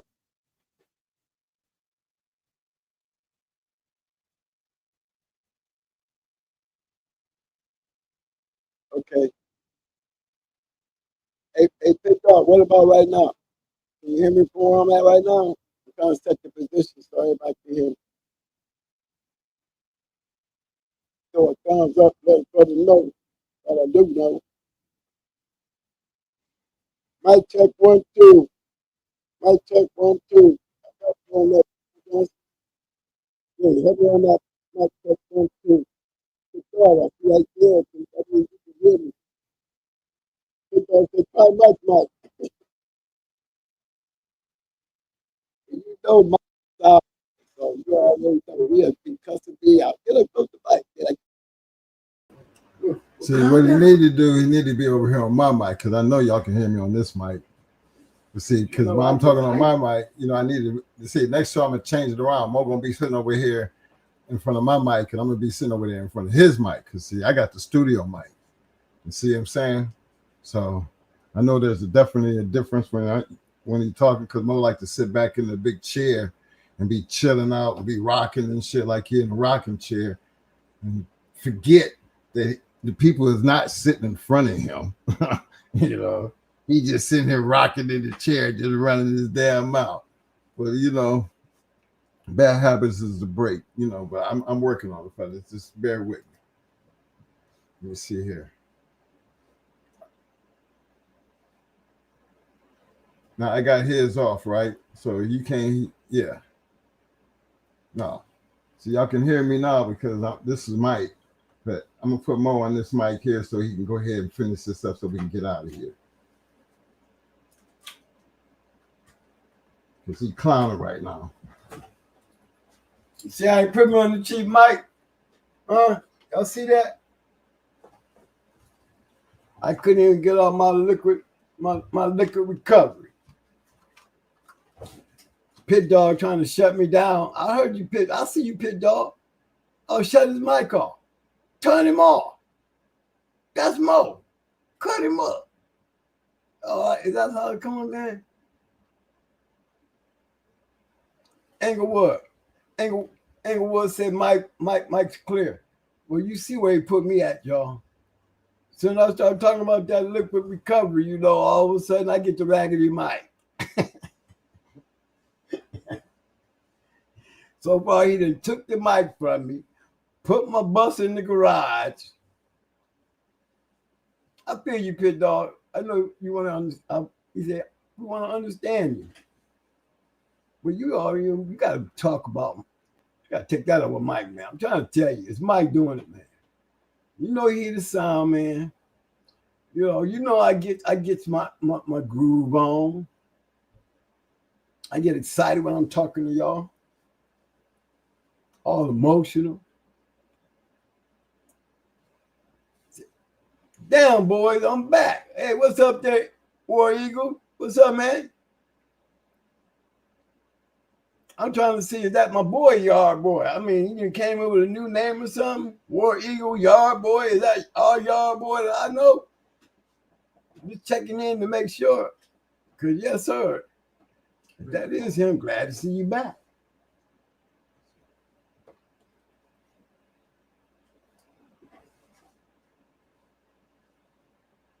Pit Dog.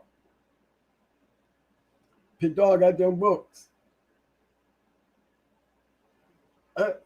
Eli Monster is now War Eagle Yard Boy.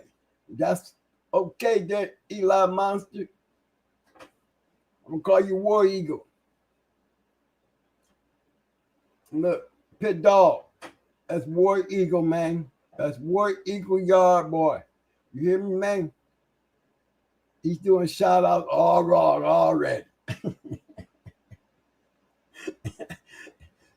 Pit Dog, you trying to kick me out the mic tonight, bro? Pit Dog, you trying to kick me out the mic tonight, man?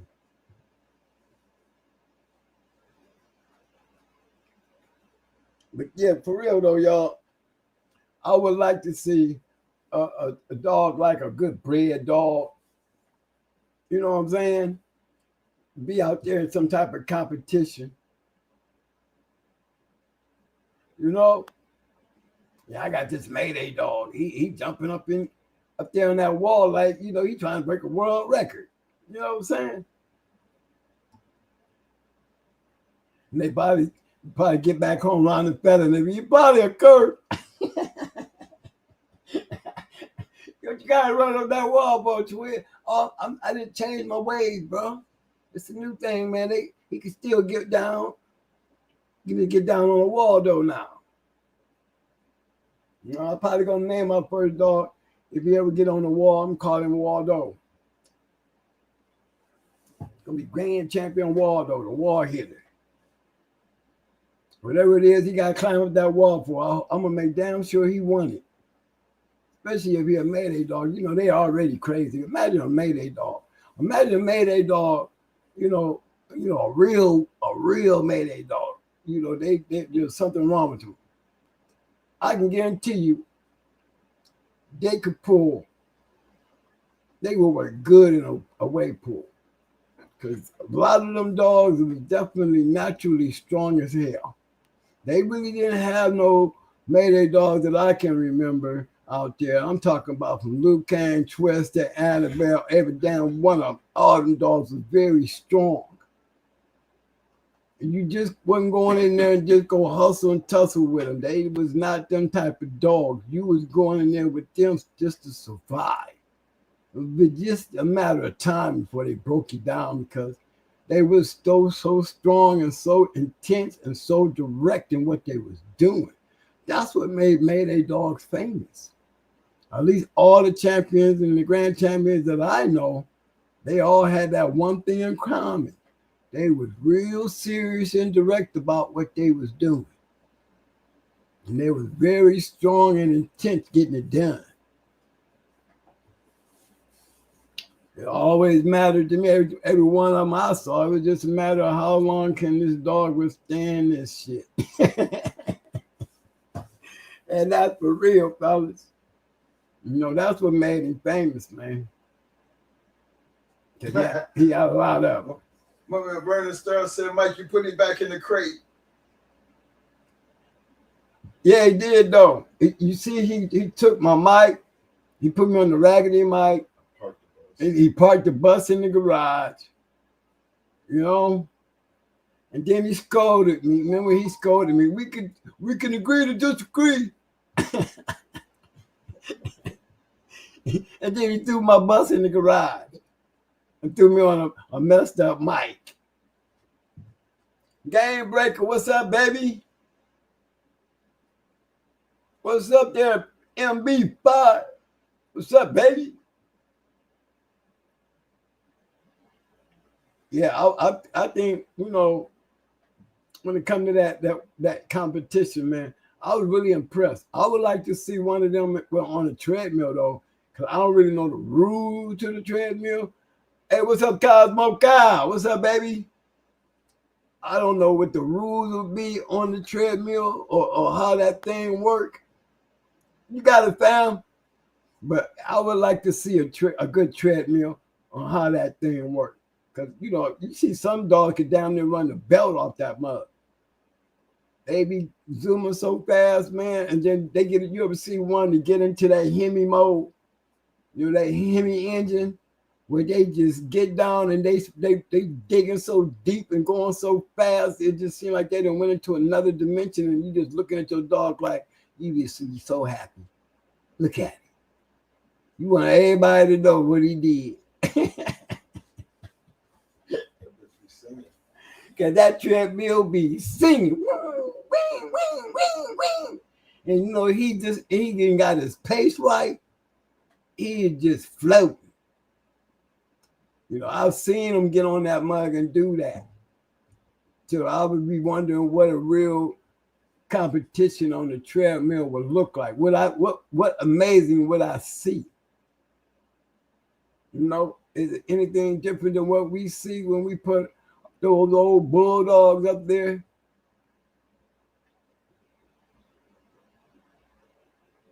Talk about that handler. How did you get him to do that? Yeah, the handler. Yeah, the whole trick is the handler. I think anybody who understands dogs can get their dogs to do things. And for whatever purpose. Me, I was like a coach of a football team. That's how I looked at my team. I didn't even look at it like no strategy of a basketball team. Because it's really, getting down into the hole, you hit a person the wrong way, you get a foul. You know what I'm saying? Football, there's grit and grind. I mean, there's continuous grit and grind. You got to grind on that gridiron. I mean, if you slack any play, you already know you're going to get sidelined by the coach. They got that film. You know what I mean? They got that point out. See, that's why I look at it like that with the dogs. Coach can't miss nothing. He's got to make sure everybody on the team deserves to be on the team. You can't get on the team and do any slacking because you're going to stand out like a sore thumb because the team is so tight with those who deserve to be there.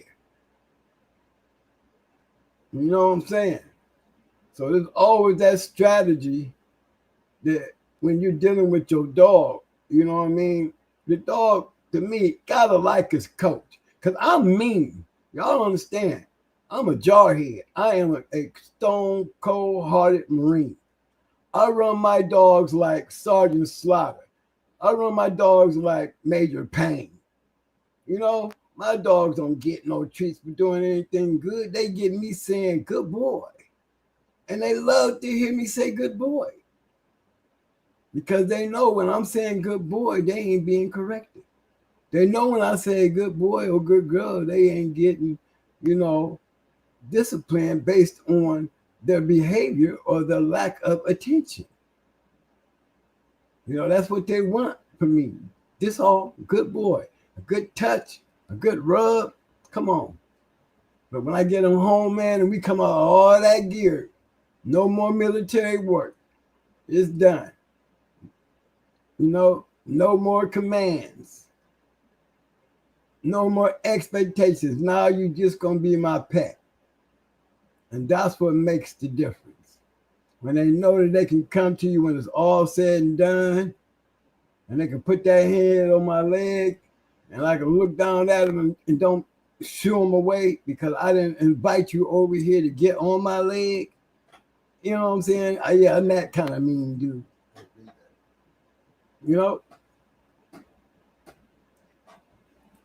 Balls with the goods. Peace, homie. Big shout out. Give me a hand. Give me my man a hand, man. Where my crowd at, man? My man's got some super chat up on here, man. Let it be known. What's up, baby? Thank you, man. He said my boy's at 29 pounds. Oh, bro. That's Bro, War Eagle. that's Eli's son. War Eagle. 29 pounds, man. Ain't no palm trees out there, bro. I was out there, man. I was out there. Let me tell you what's out there, man.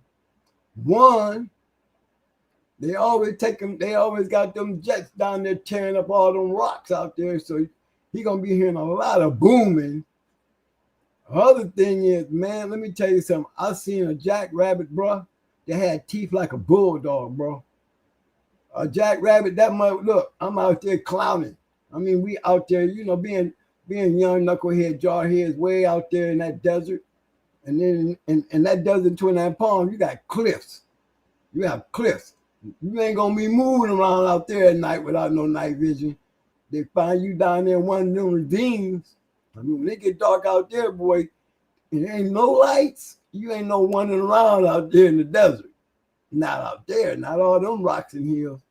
But one day, man, we was out here goofing around, and we seen this big-ass rabbit. I mean, he was a big rabbit. And we know he was a rabbit because when he stood up and he looked at us, and we looked at him, everybody was on freeze because we was amazed on how big he was standing there. So we just, you know how them Alabama boys is, they just take off. I'm gonna go catch you.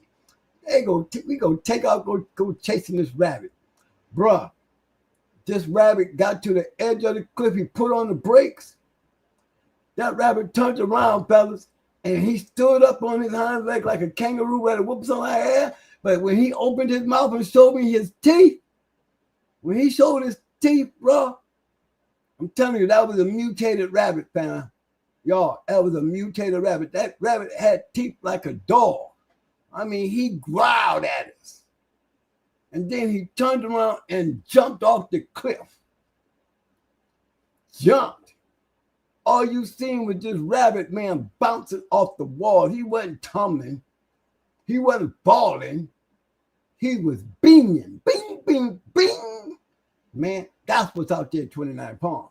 I think they done dropped so many bombs out there, man, and probably got, they nuclear waste little dumps out there somewhere, telling they might got some still on the ground out there because that rabbit right there, I'll never forget that rabbit. Never forget it. This rabbit had teeth like a dog. When he growled like he had fangs. Yeah, he had fangs. What rabbit got fangs? Yes, sir. So yeah, believe me, 29 Palms, Palm Springs. If you can get down there in the Palm Springs, yeah, that's when it gets nice. That's when it gets nice, when you get down there in Palm Springs. But that's a good little ride. It ain't like catching the metro off the base. They're going to have to catch a bus, though. But yeah, 29 Palms, it's desert training. That's what that is out there. That's where all the super marines, they call them super marines. These is dudes that he going to see out there, man. And he going to be seeing this group of dudes. And they're going to have nothing on but vests. They don't wear shirts. You don't even know what color it is. They so colored up. Yeah, I mean, and they used to call them the super squad. Yeah, and they were doing their training. That's where they do their training at. That's that secret society of them jarheads to be, dropped off in them areas, man, and to go tear up something. Oh, it take about six of them go over there and cause total ruckus wherever you drop them off at. So that was I like seeing them dudes because it'd be real cold in the morning. Them dudes still don't have no shirt on, be with no vest, and they all be out there early in the morning running. I'm talking about, one of them do a bunch of push-ups because they wasn't none of them small. Tell them how you say you do your dogs then. Oh, I do my dogs the same way, though. Early in the morning? Early in the morning. I'm up every day, y'all, 5 o'clock. I swear to God. I'm not playing. I'm up. I'm screaming and hollering at dogs like I'm walking down through there like a drill instructor. I mean, don't nobody move. Nobody get hurt. When I say 0, everybody better shut up and sit down. 0, everybody be sitting down. Because when I make that food, I don't want to hear nothing. I don't want to hear no whining. I don't want to hear no excitement. I want to see discipline. I push that food in that in they cages, and don't nobody touch them pans. I'm telling you, nobody better move in that cage. They all go to the corner across from where their pan is, and they sit there like true soldiers. While I'm in the middle of this conversation, let me stick a big shout out there to Deep South Country with that 7.77. Love you, baby. That's that triple goodness. Thanks for the blessing, fam. But on the real, man, they sit right there. And I walk around and I put everybody's food in their cage. And I will stand there. Just to be, you tell I'm in a drill instructor asshole mood. I'm just gonna stand there and everybody gonna be looking at me. I'm gonna be looking at them like they looking at me.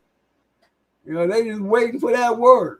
What's the word that day? Ain't nobody gonna move. They gonna be looking at me.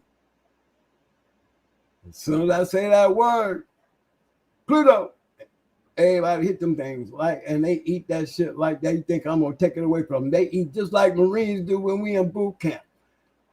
Everybody gotta stand there over their food when they standing up before they can sit down. Then the drill instructor once everybody got at their table, they got to stand there. And then the drill instructor say, ready, seat. And everybody got to sit down. Boom. And then he'll say, ready, eat. And when he say ready, eat, bro, you don't know when this man gonna say, you're done.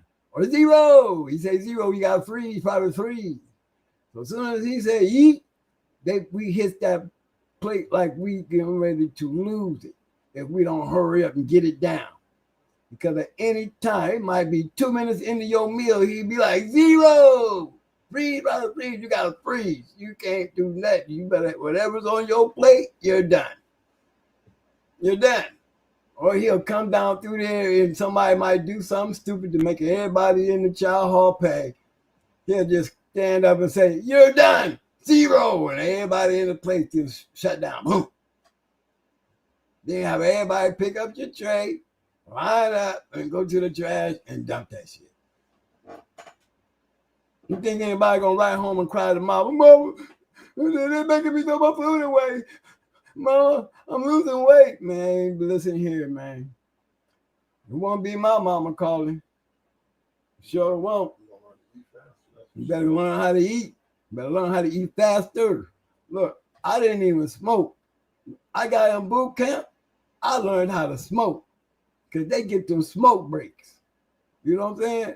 You get smoke break, you get to go outside and smoke. Well, damn it, I'm getting tired of being up in here with this mean dude I'm dealing with. I'm getting every chance I get, I'm going out on a smoke break.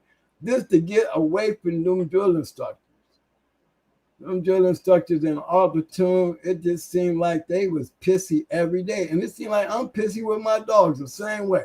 I train my dogs that way all them years, and I'm just like a jarhead when it comes to my animals. I expect their feet to tap the ground. I'm expecting them to be right where I am, and I ain't trying. My dogs don't stand there and look at me while I'm walking. That shit make me nervous. You might bump into something. You're so busy looking at me, you can't see where we going. You so busy looking at me while we walking down the street, and a nigga walk right up there and bust me in my damn head. You don't even see it coming because he's busy looking at me. I don't ever understand that. That looks good for show, but for me, that don't work. I can't have that. I gotta have them walking beside me, but their attention don't need to be on me. Their attention need to be on my surroundings. You know, that's how mine are trained. Mine don't be, they'll mope along and walk right along with me. But, you know, they ain't gonna be too excited about looking all up in there, looking for me to put something down there in front of them so they can stay right there by me. No. If you come off that leash, you don't know where to walk with me, because if you don't, I'm gonna have you on that leash and we're gonna work on it. You know what I'm saying? And we're gonna that discipline of a jarhead. That's my expectation. So everybody got a way of training their dogs. As long as you get what you want out of them, it don't even matter. You know, you don't gotta be no hard ass like me. That's the way I go. I don't gotta hit my dogs. My dogs understand my tone. My tone based on what tone I use when I'm training them. When we step out there and it's time for training, this is where they learn my personality, and this is where they learn to respect me. And they're gonna give me what I want, because I'm going to be asking for it and I'm going to be expecting it. But that's during training time, and that's where we gain our relation. Our relation is more important on that training field than it is in the house where you want to be pampered. No, I don't. No, your value comes from your work that you put in while I'm taking time out with you. You know, so when we get out there in the real world, and it's come time for you to do what you've been trained to do, you know, I don't expect no mistakes. I don't get no mistakes. Nobody jumps before I do. Bulldog, same thing. You know, that was one of my greatest attributes in the dog game, you know, my ability to train. I mean, you will hear guys in their stories talk about, if you can get the fortunate to hear somebody tell you how I behave with me and my dogs in that time, y'all would be tripping out. My dogs respond just like them Malinois respond. It's based on what I want them to do. They understood me. If I can point, they will go. Just like that. If I can point, they will go. They looking for me to send them somewhere. You know what I'm saying?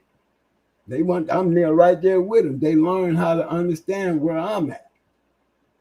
You know, they learned how to move like I move. If I want to walk them down the wall, we learned how to walk down the wall. When I start walking this way with you, you're going to walk this way with me. Where they literally knows how to maneuver. Why? Because where y'all, them old school dudes, be wasting time trying to get all excited about just sitting back watching two dogs being schooled, just cutting loose. Me, I'm in the school of mine, while I get an opportunity to school him and teach him to go along with me. You know, while everybody else sitting over there on the battle, they wondering why is Twin acting like that? He acting like he in a show. Okay? Because we are. This is just practice. Yeah, baby. Yeah. Y'all like them killers. Yes, sir. Yes, sir. Mo, did y'all ever think about using other strands of Red Boy, Jocko Bolio, Stone, Tombstone besides Mayday and Stone City? We didn't have them all, B. Shit, I'm on St. Benedict. I'm on Tramp Red Boy. I'm on that Bobby Love cross with that Gameness stuff. I'm on some new shit. That's what I'm liking these days. You know, it's not really all about the Mayday Stone City stuff, because really the best of it is still coming out of Natural Born. The Spartacus dog has done very well. The Yellow Man stuff has done very well. I'm impressed with my Michael Myers, my Michael Myers, but he's double Yellow Man on the bottom with DSK swinging in the background. So you come on, I can't ask for what more can I ask for? You know what I'm saying? I mean, good DSK, Banjo Bread, the Queen of Heart, all that good stuff. BB Red, that's the out. There are a lot of Mayday there, yeah. Barracuda, Liu Kang, Yeah, guy like crazy. And then on the top, you got the Macho Buck stuff up there with Michael Myers. And then right along up there with that, you swing with Amboss. You got, imagine that. Imagine those puppies. That's what y'all looking for. Y'all want to see a complete one, a real nice complete one. That Yellow Man to Hella Storm. That's a different. That's giving you a different look. Heavy Walk-em-all, Heavy Mayday. Yes, sir. heavy yellow man. I mean, everybody's got a double bred in there. And then the only out is still that DSK. Dogs are going to have Michael Myers, Liu Kang, Barracuda. Let me see who else. And this is just on the Mayday side. Because the Spartacus dog was pretty good. Barracuda, Walk-em-all, Big John and them, all the Walk-em-all stuff, you know, because the dog is heavy bred Walk-em-all. And then when you look at that, and that's coming down off of Yellow Man. When you get the Hell of Storm in them, that out was going to be nasty because they've got that DSK. I mean, Chop, they got all, I mean, no wonder they act the way they act. And that's crossed with Yellow Man. Double bred Yellow Man. Only out coming out of that shit is DSK. Amboss, RIP Mr. Cooper, yes, sir. You know, and the thing about the Amboss is the one that put the black in those dogs. Yeah, the Amboss that we run. You know, they black. They put the black in that Mayday, Walk-em-all stuff. I mean, all that yellow stuff. All that yellow stuff. Pit Dog said show the peg. Oh, Pit Dog said show the peg. Can I show the peg? Well, Pit Dog, you asked for the peg, I'll go get the peg. They ain't saying that. Yeah, that St. Benedict's got their dogs from Gary. Gary who? Where he go? Gary who, bro? No, Pit Dog. Look, you said don't get you going. Yeah, you got me going, man. Yeah, I got you going. Yes, sir. Hey, pull up. They breathe. Yeah, hospital.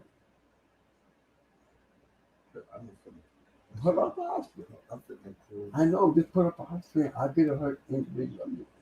Yeah. No, I'm trying to get it so you can be able to pull it up. Okay, but just put up a hospital. Right there, that right there. Oh, that's the right way too. Her sister got it. Her sister got the other one.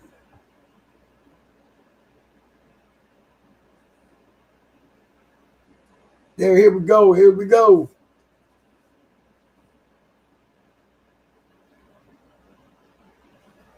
Mm-hmm.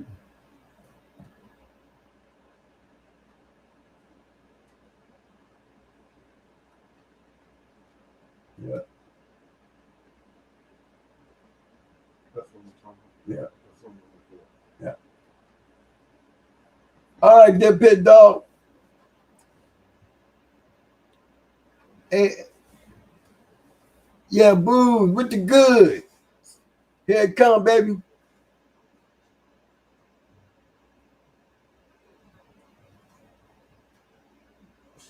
All right, fellas, there you go right there. You see.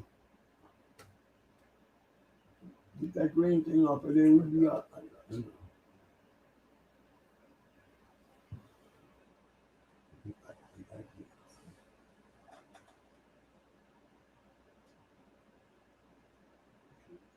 All right, see what I'm saying, y'all?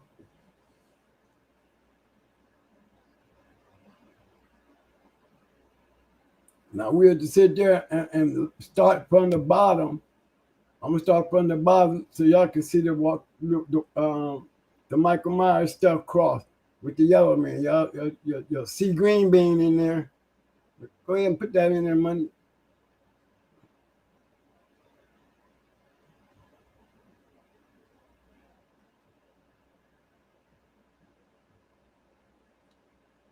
Now, y'all already see the Michael Myers stuff there.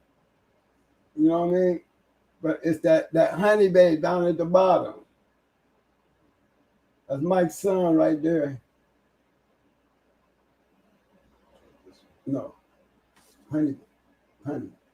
Yeah. Quicker, yeah. Yeah, she's that missing link. You see that yellow man stuff on Queenie? You see the dog is already double bred Nico. I can't. He's already, see, it's double bred Nico, so I'm going to take y'all straight. Before I go into Nico, I'm going to show y'all the sweet pea.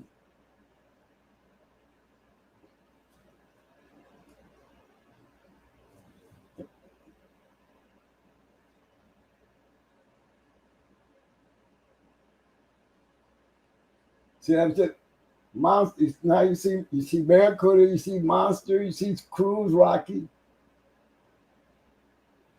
You see Moore, Stone City down there at the bottom. Yeah, you click on him, like the raw body. Yeah, her. Raw body too. Yeah. These out of country dogs here. Getting back in. You see, look what's going on in the back, but look what you got sitting up there in the front. Remember, this is the double bred. This is supposed to be the out on the bottom side because the dog is double Nico. Go back out. Still, you see nothing but a bunch of Mayday, Patrick, and yellow stuff. And we still on the bottom.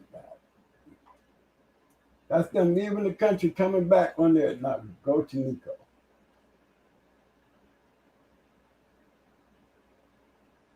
Now this is the Nico, the double bred Nico dog. This is how he bred. Y'all see the voodoo? Y'all see the voodoo? Well, we already know the top. Look at Green Bean. You see how he bred? Still heavy Mayday. Macho Buck, you know, remember we seen all that 4 generations back. So we've been riding on that for quite some time, working on that when they added that bottom. But click on Queen down there.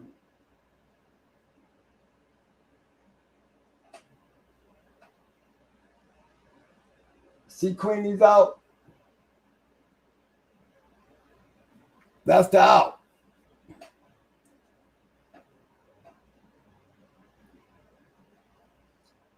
Nothing but roughness. That's what they took all that Mayday and they didn't do nothing but add. You see the Eli, the DSK, you see the whole little caboodle in company. If I was to click it on back, you'll see a lot more stuff than that. Up there, Coach's Thumper. There's a breakdown of Thumper.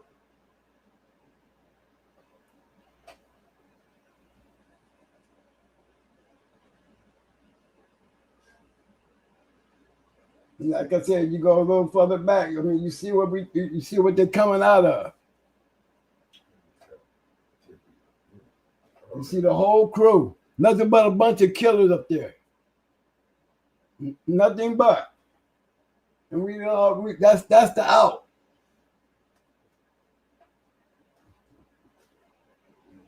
Go back to the front.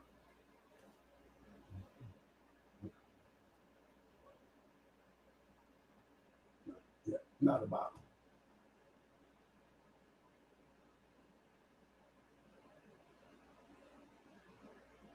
That's the bottom.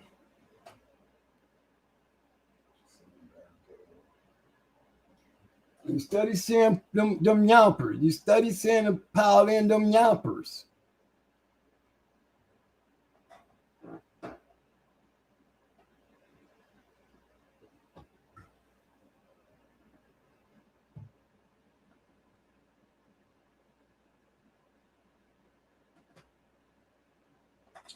Man said, I had a monster to get them boys. She was yep. He said people sleeping on Bam Bam. Okay, let me go back up, Mike. Now that was the out. Keep on. Now keep in mind, y'all, that's Nico. The dogs, the storming them is double bred on the bottom, Nico. So what y'all seeing right there is double bred. Now go to yellow man. Damn it, green bean.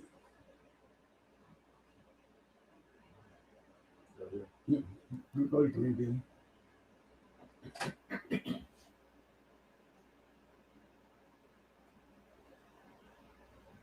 So if you double bred, Nico, you're gonna be double bred yellow man coming through green bean. Remember now, these dogs are double bred. Look how they bred.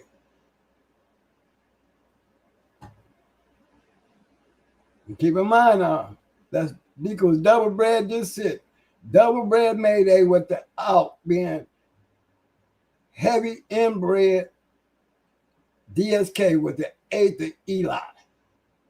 Coming to Eli, that hard chumping Eli. Now go to hell, Mike.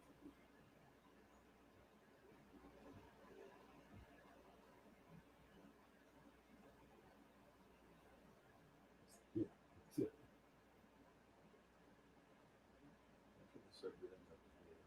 Sit. Hmm?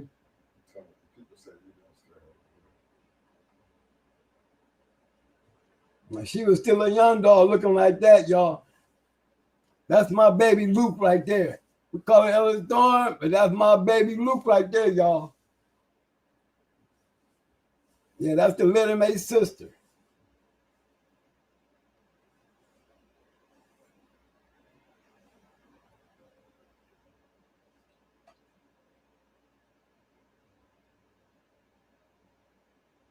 Now we're gonna take a garner shot with this one. We're gonna flip the switch on y'all on this move here.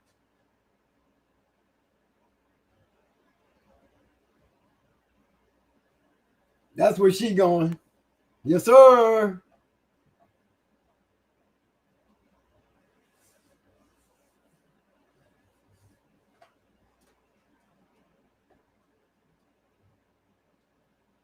Yeah. You see that captain over? We ain't really got to go too far. Really ain't got to go too far. Yeah. Ask him, that's that red boy you was looking for, that bolio red boy stuff you was looking for, baby boy. You know, you see how we playing with it?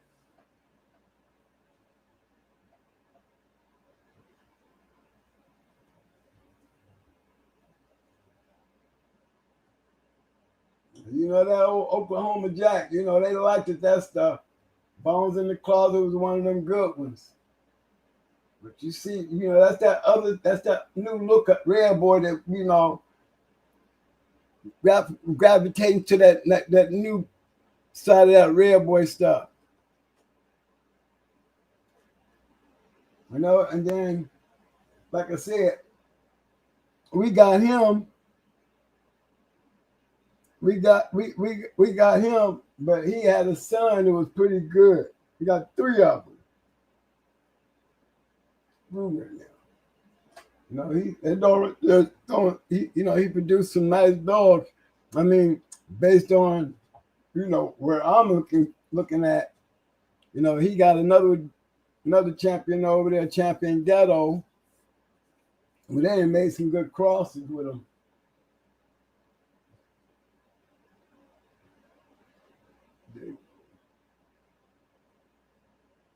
This book.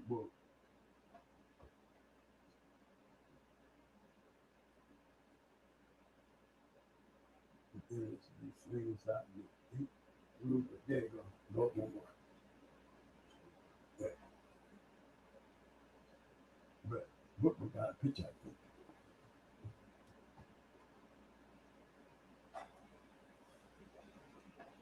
Yeah, this is one off of him. What they did with this one right here. Yeah, we went there. Yeah. There's another. I give you a different look of the red boy and how we playing with the red boy. Now imagine that cross.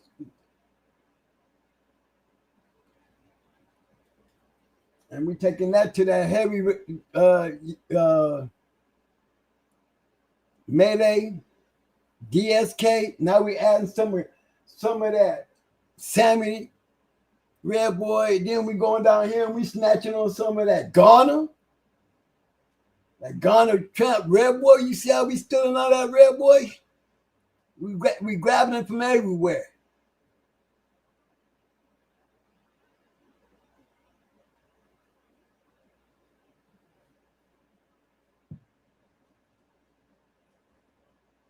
Nope.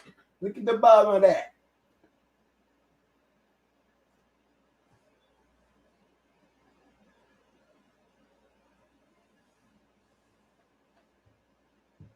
Well, that's one of the ones you go and you look at and be like, you know, down 20, no Mayday there. But we did add the Mayday. You see how we breeding. You know, these are breedings, and then if you look at that, you go to looking at Buddy Love. I remember how Buddy Love was bred, for those who remember his pedigree, but all that garden stuff in him. Lord knows if I was over there at the table, I'd be moving through them, showing y'all something.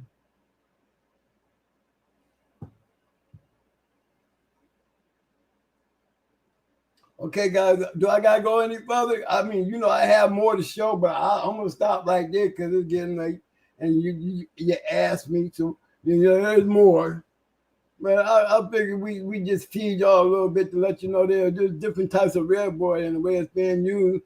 You haven't even seen the Gameville dogs being incorporated into that stuff right there. You know, we still got Maytooth dogs running around out here.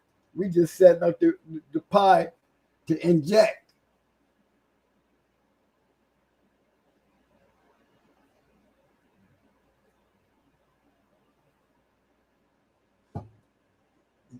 Go back to red, yellow man.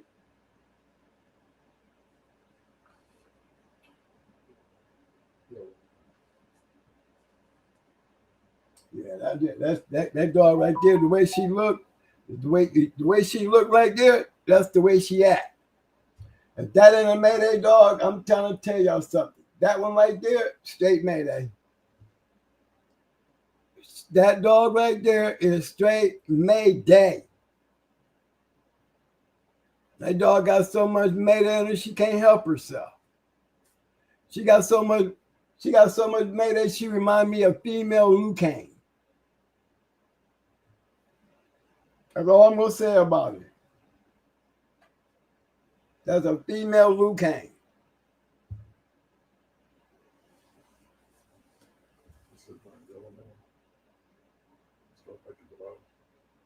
No, you go back up. No, I'm talking about yellow dog.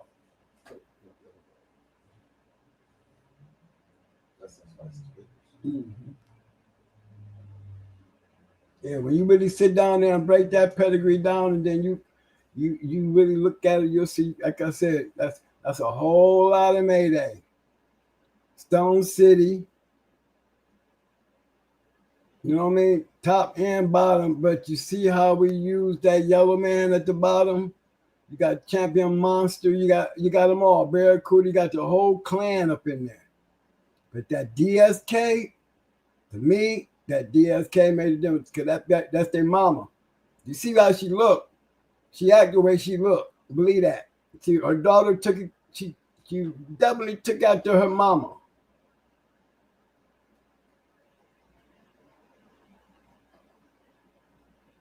Well, she did.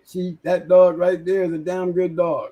She is a good example of a Mayday DSK. And I can't even say Mayday because we got everybody else up in there. But I would say that's a heavy Patrick Carver dog for sure. In all aspects with the DSK. You know, Patrick goes back to that's really just a straight up nice ass Carver dog. You know, you go back there and you play around in a pedigree, it's all going to lead back to that. The key factor is him.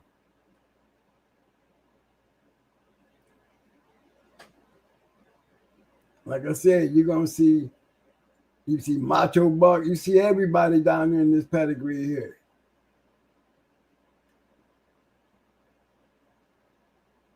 Again, that's a double bred Nico. So remember, she's double bred this shit right here.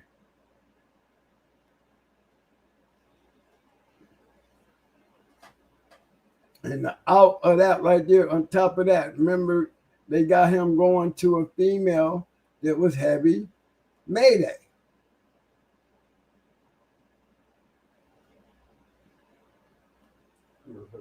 Go back to Hella. Go back to Hella.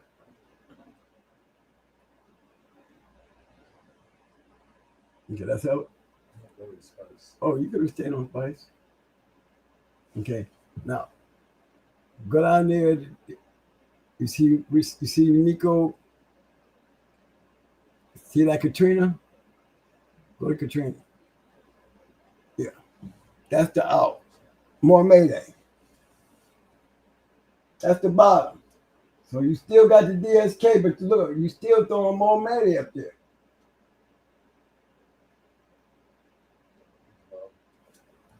Cloud. Up. Cloud.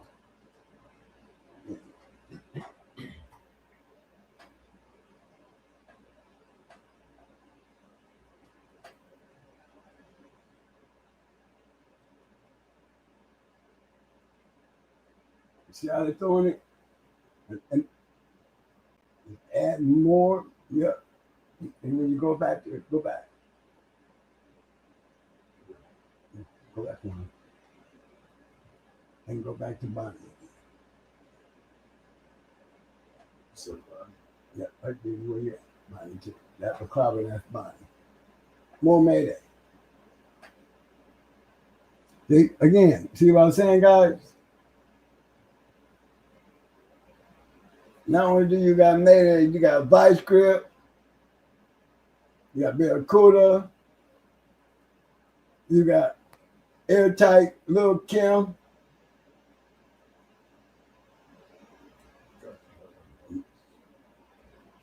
Got Champion Monster down there, and one of them, I know we got Macho Buck somewhere down in one of these bottoms.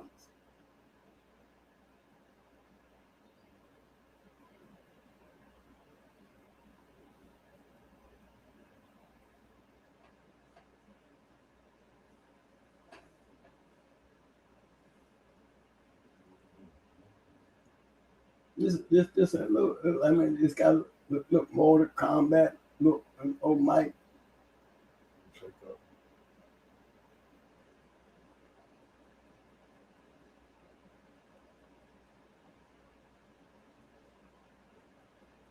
Then added Homer. You know, this. You see what them people do when they leave the country? They just start putting it all up in there.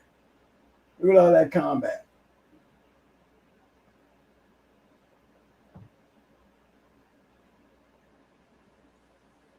Yep, you sneak out and then they export and then they import. And with they importing, they was more disciplined with their breedings than we are these days. You know, that's all I'm saying. Where they got good bred dogs, that's all.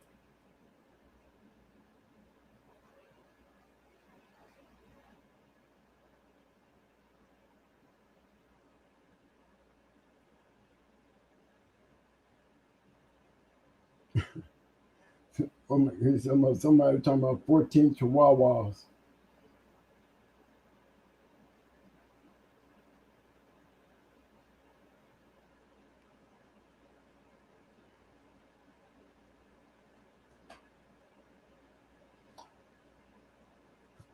Based on what we see, Pit Dog, on on that thought right there, what makes me look to look at Pedigree was when I liked the dog. 'Cause I want to figure out why the dog is acting like he do. No, I always wait for that reason to want to go look. Outside of that, they just a dog. But if I have to go back in there and I can break a Pedigree down and look at it because there's something that I like about that dog and I want to know why that dog is like it is. And when you start putting it all together, you know, remember you got Michael Myers on the top side of that. You know, that Scooter dog, that Scooter dog is a big Buck City dog. Nice dog too. Yeah. Son of Michael Myers.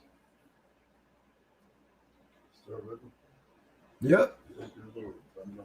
He's an old dog, but he's still alive.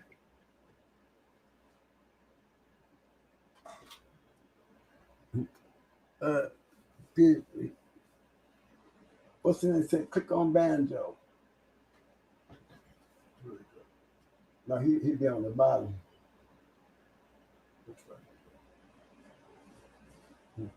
No, you got to come out of the mic because banjo's on the bottom.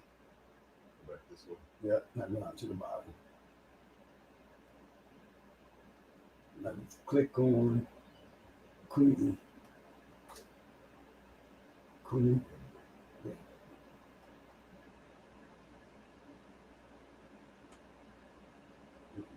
Click on the top. Yeah. Either one of them, they're going to take the banjo.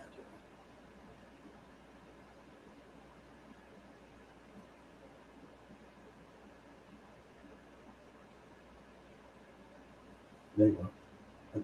Third generation from top. Yeah. There you go, Pit Dog. Say Carver.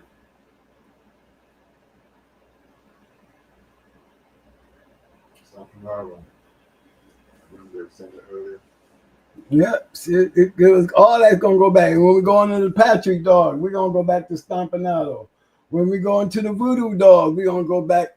When we go into the Voodoo dog, we're gonna go back to Carver. You know, all those dogs, they line up, they are all Carver dogs. You know what I'm saying? But then you gotta look at it at the red board that's in there. Look at all that. Look at all that. That Mayday in yellow. I would have to say yellow. Yellow and Patrick. You know they got that Jocko Cross. Yellow Man was a good bred dog, but he's heavy Mayday. All of the stuff is still heavy Mayday. And to me, you want to keep it crazy and keep putting crazy dogs with it.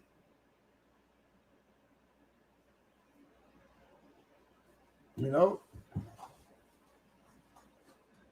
But Pit Dog, we're going to have to, okay, it says, look, people always say, well, if you go with banjo breeding, all but your boy, Fritz Cody, Lil Eli, so it should go well. Anything with Bolio, well, to me, the whole pedigree is Bolio, which go back to Carver, because I would call Bolio Carver. No.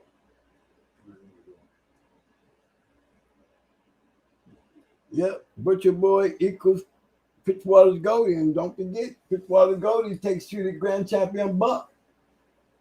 And a lot of other damn good dogs. You click on them, they're going to take you back to some Carver shit.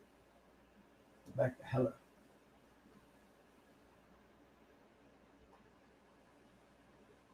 We got banjo and yellow dog. Mm-mm.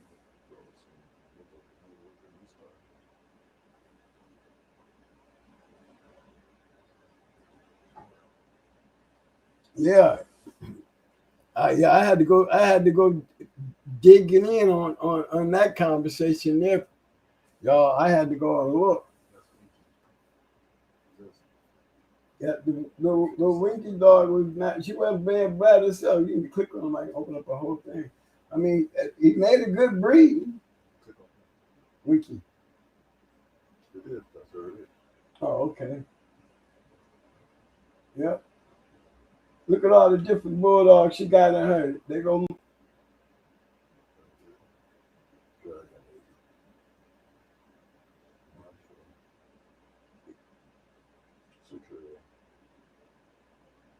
That's don't see a yellow buck. See all that patchy down in there. You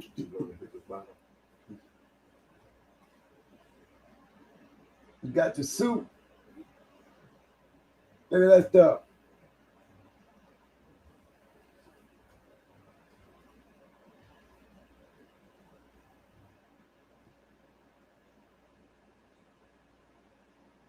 Carlos said, I think Pit Dog. No, he didn't tell me to do that now. I clicked on what he said. He said, click on Banjo. I clicked on Banjo. But if you would like to see me click on Chain Puppy or Bad News, the dog, you know, I'm looking at that dog right there. You know, I think that was a good breed. You know, Winky, she ended up in Ohio with one of my little KPs, you know, one of my little proteges. He ended up with Winky up there. I don't know if he ever did much with her for producing wise. I know he had called and told me, you know, that he heard I was talking about Winky, and he was telling me that he had Ohio players in Ohio. He'd be like, he'll definitely come on here and tell you, you know what I mean? He taught me the game. Probably why he got the bitch over there where he at.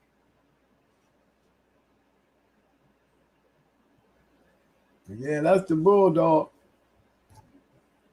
Yeah. Yeah, I like her. I just think you put the right male,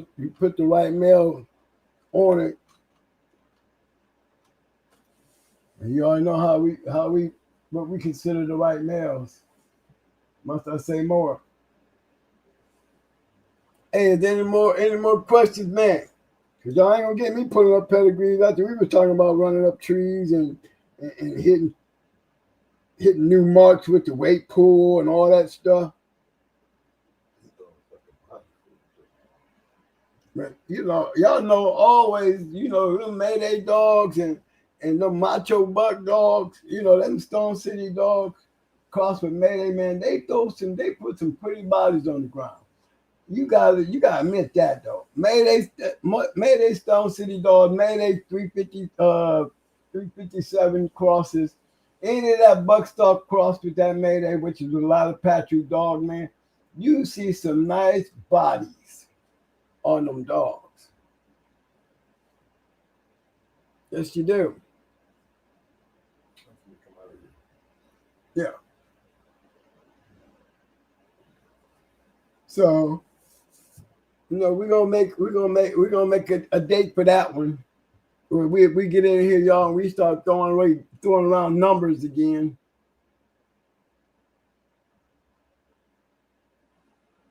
Yeah, it's been working out pretty good. I didn't show you, I didn't show y'all none of the results. You know. This is what we got us to this point. Yeah, this is where we hanging around at this point right here. Y'all ain't even seen the game real crosses. No, y'all ain't even seen them. You know, definitely ain't seen the yellow dog cross with the ship. You know, and that Nico dog got some winners. You know, he got a champion on here. He got a couple of champions off of him up there too. You know, back in his younger years, the old dog now, but it was his younger years, he just didn't get reported. You know how we feel about those, especially those who can't report because they don't need the headache. But he definitely, definitely worth the breeding.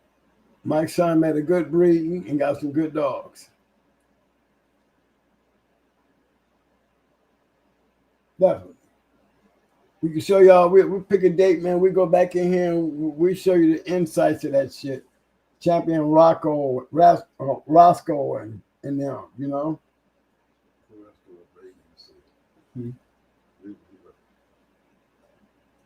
So I said, Yeah, it's up there. I don't know if you can see it on that computer. Can you see it?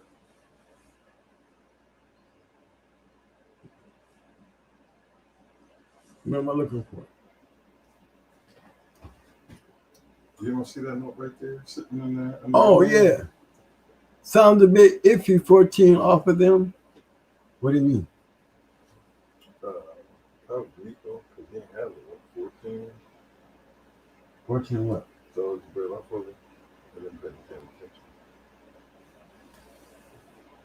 Just ask. I seen that. Hey, Derek, Derek, what you talking about with the 14? I missed something? I don't think I missed. I think they were talking about something else. Let's see, who in God's name is 14 Chihuahuas. Right. Yeah. Who got chihuahuas? I have no idea. We got you though, man. I was telling Mike, I don't think you was talking about the dog. I seen the 14 Chihuahuas a minute ago.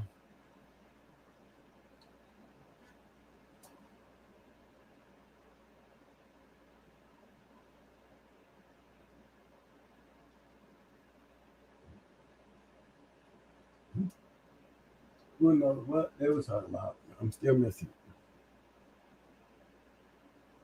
Paula said, "Oh damn, I'm praying for you." Can you read that? Yeah, I still think he was talking about the who though. Big shout out to Baldy. He said, "Oh damn, I'm praying for you." Like I said, offer a settlement. Better find a stud and a few brood bitches for them. But for who?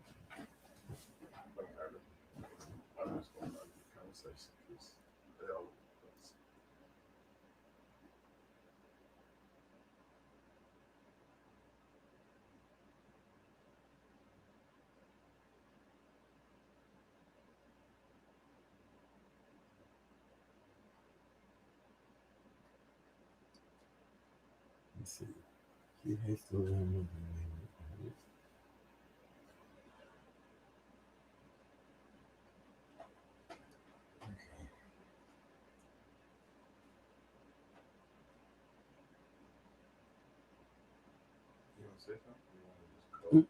Yeah, we can call it.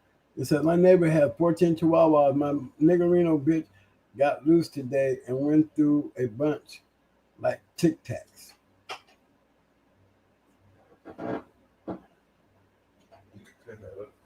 No. 14 little chihuahuas running around. Niggerino bitch get loose. Tic Tac. Sound like a yard accident to me. Sound like a yard accident to me.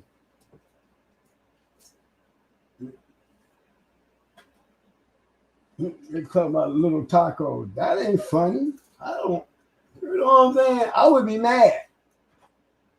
I would. I'd be mad. See, y'all don't understand. That would be pissing me off. I had some puppies get loose off of Champion Satan. I mean, Grand Champion Satan, Little May brother Timex. I had a litter off of him. They was already hyper like their daddy. And one day, you know, they kept knocking on the wall, and knocked it over and got out. And they thought they was going to run over there and go play with Timex.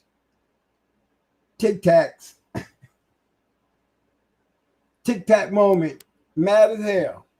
I got crushed puppies everywhere. So, you know, I don't see nothing funny about that shit. Sorry. When a bulldog get loose and do unnecessary damage, it's really not. I never glorified that shit. Never. I only glorify dogs when they get off the chain. I hate it. Because it's not a controlled environment when it happens. You know? Imagine your dog get out there in the street and do that shit. You know how many YouTube videos we done seen with a damn dog then grab somebody's pet and everybody acting crazy. Now the dog is letting go of the pet and chasing your ass around. That's not a good look for bulldogs. And that's because, you know, responsibility. It just takes a few irresponsible people to make it hard on you guys. You know, it got to be hard on y'all if having a treadmill and a scale can get your yard took. I mean, y'all ain't made a clear enough point that there's something different going on here. You got to change that way they thinking. It's legal to have, but by the time you make that point an issue, you got to bill, because they're going to take your dog and they could be wrong and say, okay, we were wrong on that tip, and turn around and still make you pay for housing them after they took them. And then what choices do you have? Do you have the money to get them back? And why should you have to pay when they should have never took them? You know what I'm saying? But you know, you don't know how easy that task is to have to deal with that. So it's always advisable never have an accident where it would involve anybody coming to your yard and saying, was that your dog running loose? It killed 4 dogs down the street and a woman's cat. They say he ran back here. You know, next thing you know it, you know, they acting a fool around your yard. So, you know, keep your dog secure, fellas. If you have cameras, at least if it happens, you can explain to them you had nothing to do with it. Accidents just happen. Doesn't make your dog an aggressive dog or violent dog. You got to train him with being a dog. So, hey, man, I'm gonna close out and look for some muscles in my, you know. All right, fellas, y'all know what time it is. Y'all know what time it is. Gear it up. Gear it up.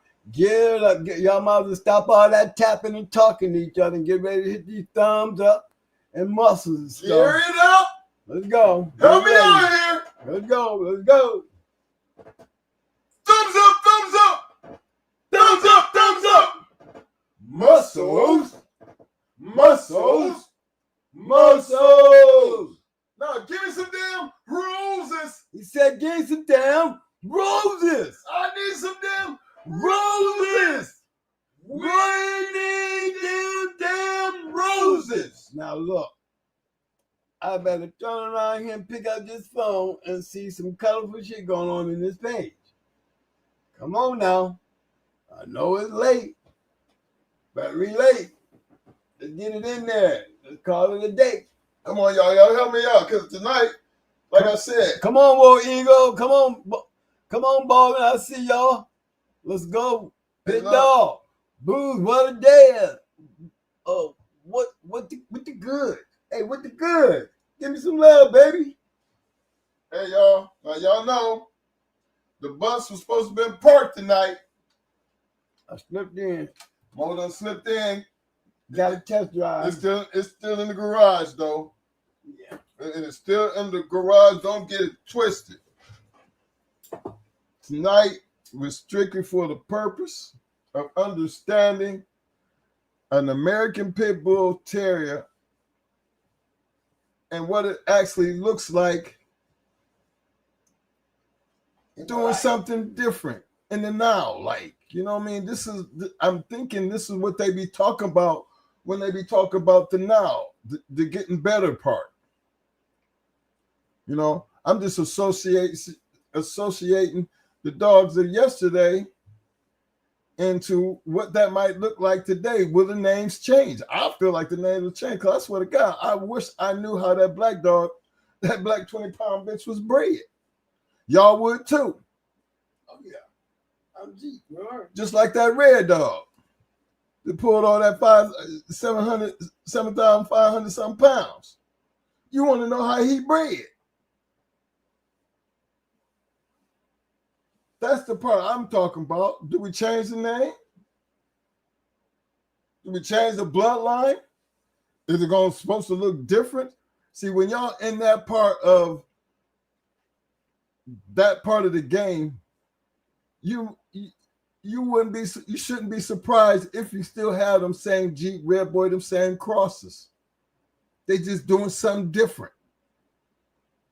It shouldn't make a difference, but it ain't like they getting, changing from the old. They still probably using the blood, but for a different purpose. And if that purpose works for what you trying to do, well, it's so be it. It'll be a G Red Boy cross with a little bit of Tombstone Bolio. So that part, and as I look at what dogs getting better, well, of course, I'm always gonna stick to dogs getting better because they always did get better. Now it's a matter of, are they going to get better doing what? That's for the future to decide. That's for y'all to decide. I'm just saying there's nothing wrong. And a lot of them, though. It ain't nothing wrong with it, though. I'm stuck on we don't have enough of that. You ready to talk about progress and the betterment of the dog? But then just stop and let's go take it back to what them videos I showed y'all tonight. Let's just start right there. Throw the pedigree out the door. Don't even talk about the damn pedigree because you don't even know the pedigree. And just look at the dog. Tell me that ain't an American Pit Bull Terrier. Tell me that ain't what you would expect one to do if that's what he doing. Tell me that shit don't look good. And the amount of work you got to put in it to be able to pull something like that off. That's where we have to learn to appreciate that. That's why I parked the bus. Simply so you can just see. You can't help but appreciate it the same way I did. To see that man get in front of that dog with no food or nothing in his hand and to coach that dog up, to coach some dogs up to do what they did, to bear down, do what a bulldog do. That right there, man, that's big for me because that's the bulldog. That's a handler. They look good. They work great as a team. How many of y'all are willing to put in that kind of work to get those type of results? Okay, we boxed dogs back in the past. We got those kind of results because we boxed them. That's how we gonna tell.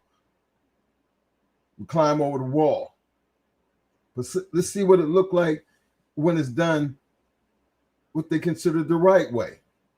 I don't think it would make any difference. I just wanted you to see what it looked like. Looked like the same kind of bulldog I would want on my yard. That's all I'm trying to say. Regardless of what you're doing, you got to first have the dog. That's big, fellas. I appreciate everybody for showing up and showing out with us tonight. Appreciate all the love. I want a big shout out to all my people who got out there with them super chats and them super stickers showing that love. Fellas, if you didn't learn nothing from the night, just understand that one simple point I was trying to make. The American Pit Bull Terrier, the dog, the right one will always represent the breed, the blood. But they can't do that without the right handler, the right people, the right ones who's putting in the work, the right ones who kind of got an idea of what they're trying to do and they know what they're looking for and they got the right animal to give them what they're looking for and they put in the right work to show exactly why we're on this stage. That's what it's always been about. Competition. The competition of a working dog. They ain't just sitting back talking about it. They're actually trying to be about it. We need a lot more of that in this community. A lot more. I think you have a lot more fun times. I would love to have a 42-pounder just pulling 350 times her weight or his weight and match it and put it up against anybody who think they can get down there with them. That's the competition. That's just the love of what you're doing. And the dogs love to do what they're doing for you. Y'all need to get a grasp of that and hold on to that. And realize talking don't get that kind of shit done. It's always been about the work. It's always going to be about the dog. So until Tuesday, y'all ride out with me and understand that regardless of what you're doing and how you're doing it, you know, you got to be like them dogs sometimes, even as a handler. You know what I mean? You see them dogs. Some of them you seen sitting there struggling. But when that bulldog stand up and the bulldog come out of them, that's what you got to love about it, because that's what I be talking about. Get up. Get up. Because we always. Yeah, we do. I mean, we always. We scratch the win, baby. Every time, baby. Every time. Y'all know what it look like? All you got to do is get down and see what it feel like. You'll learn to appreciate it more. Until Tuesday, y'all. Let me get something going out of here. Hey Mo, you ain't got nothing else to do with it, man. Man, I'm like pit dog, scratch the win, baby. Yeah. Let me get some music started here, man.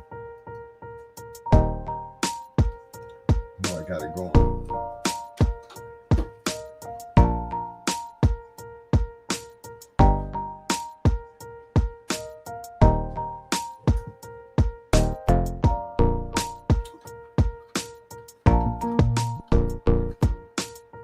Yeah, yeah.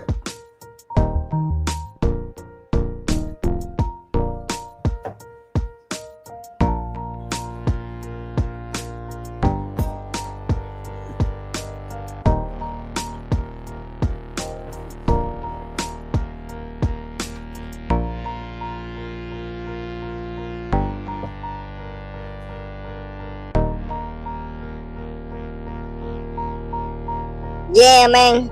Big shout out to my man MB4 Fire in the house. Appreciate the love, fam. Pit dog, baby. What up, pit dog, baby? War Eagle Yard boy, aka Eli Monster, back in the house. What up, fam?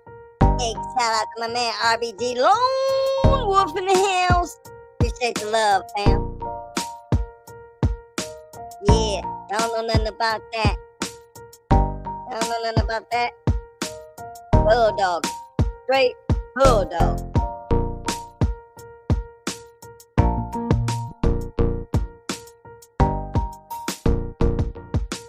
Inglewood, keep showing the love, man. Come on, cook. Yeah.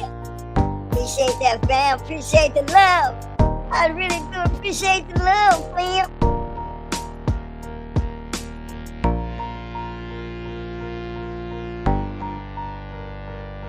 Big shout out to my man Carlos. Appreciate the love, my friend. We're doing things, baby.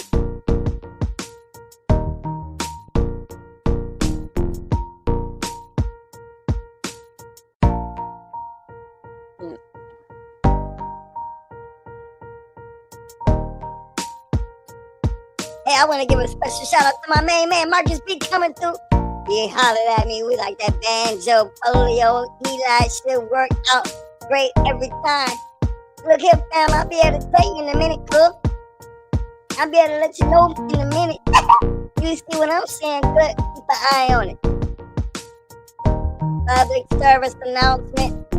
Public service announcement. Yeah.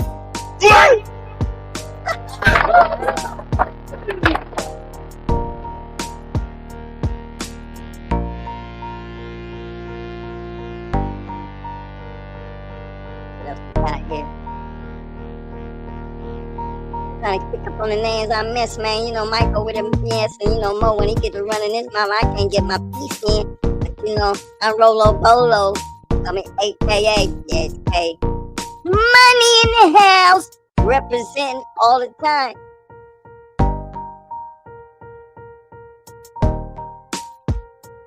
All in. Appreciate the love, fam.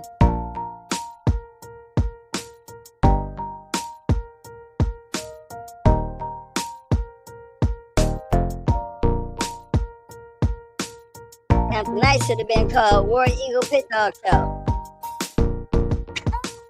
Yeah, it should be called War Eagle Yard Boy versus Pit Dog.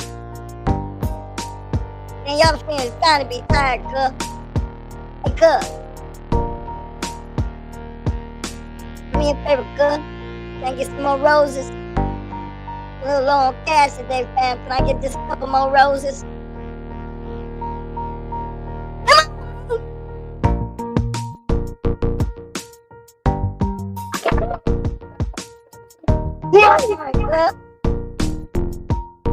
Can a brother get love? I get some love. The money get some love, y'all.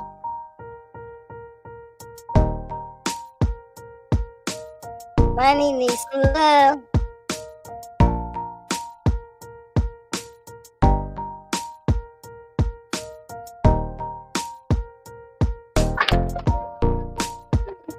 Y'all proud of me? I'm proud of you. Let me get you some. Let me get you some. Yeah.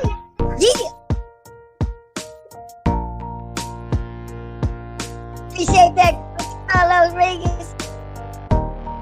Let me appreciate that love. Love, fam. Appreciate that Pit Dog. Love, fam.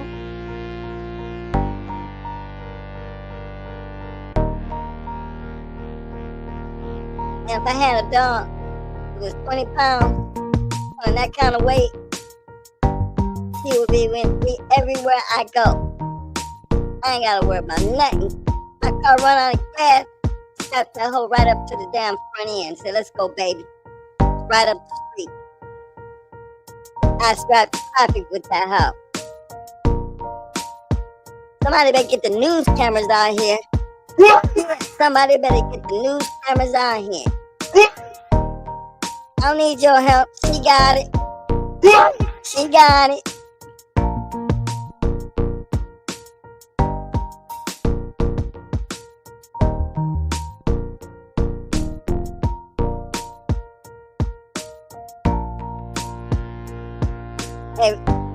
Hey man.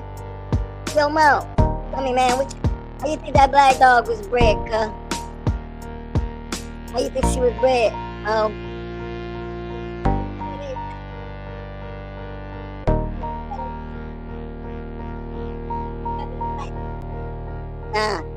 I bet the Mayday, Bonio, Buck, Tombstone, Banjo, Boyles, Eli, Carver, Cross, cuz.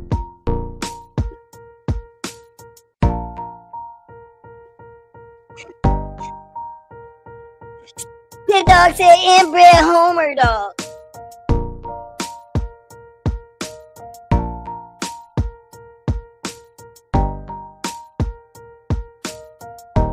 Damn, Mo, I forgot the Geek Rascal Cross too, cuz. She got she had a quarter. No, she got an eighth with Geek Rascal. The handicap. But we already seen the handicap. But we gonna throw that handicap in the hearts. That's that boy shit, Mo. See, Mo, I'm getting better, man. Yeah, cuz. I'm sitting here reading the pedigree just like you. I don't know what the hell I'm talking about. Man, did you see that 20-pounder? Good. Gotta have it, baby. Gotta have it. Yeah, I got to have it.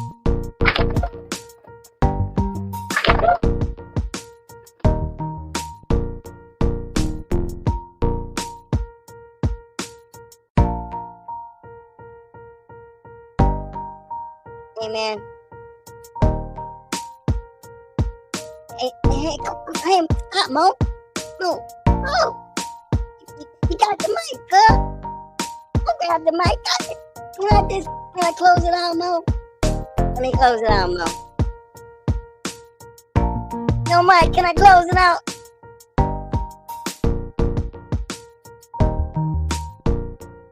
guess I gotta close it out now. They screaming at me. I got Mo trying to take the mic. Mike cutting off the damn. You can shut us down, fellas. So I guess I gotta go. I guess I gotta go. But guess what? I'll see y'all Tuesday if you let me come back. Everybody go to one if you want to see me come back. Everybody give me one if you want to see money come back. Yeah. We got a new man on the panel. You could. We got a new man on the panel. Haters, sign up. Hit that link. Come on, money's in the house. Money is in the motherfucking house.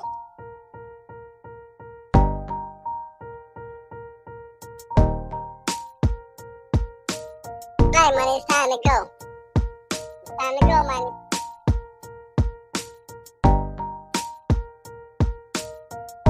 Money, it is time to go. And everybody start talking shit all at one time now. And start acting like you want to stick your foot in there.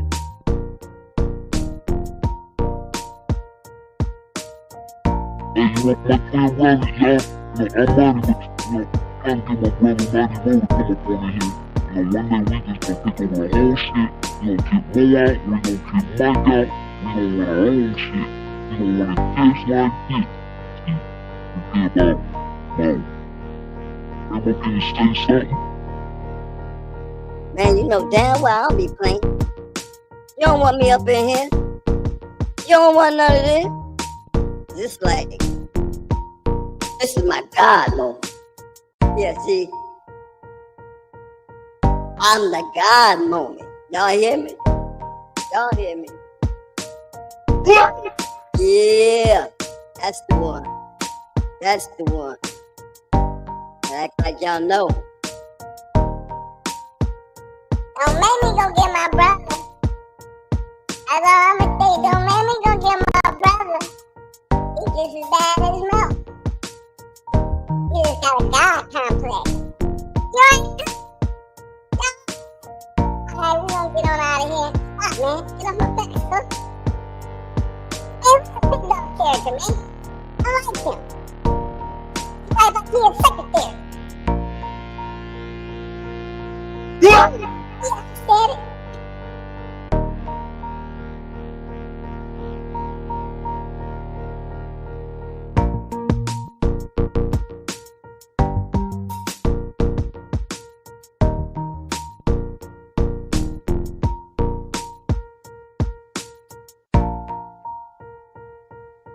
As I rock out with you guys, I'm out of here. But don't forget, we be back on Tuesday. If they let me come back, me and Mighty Mo gonna turn this motherfucker straight up. It'll be an all new scene. Hopefully, the bus clicks. Because if it ain't, I'm pulling out the SUV. Suburban night, baby. That's how we rollin'. From God Mo. Y'all hear me?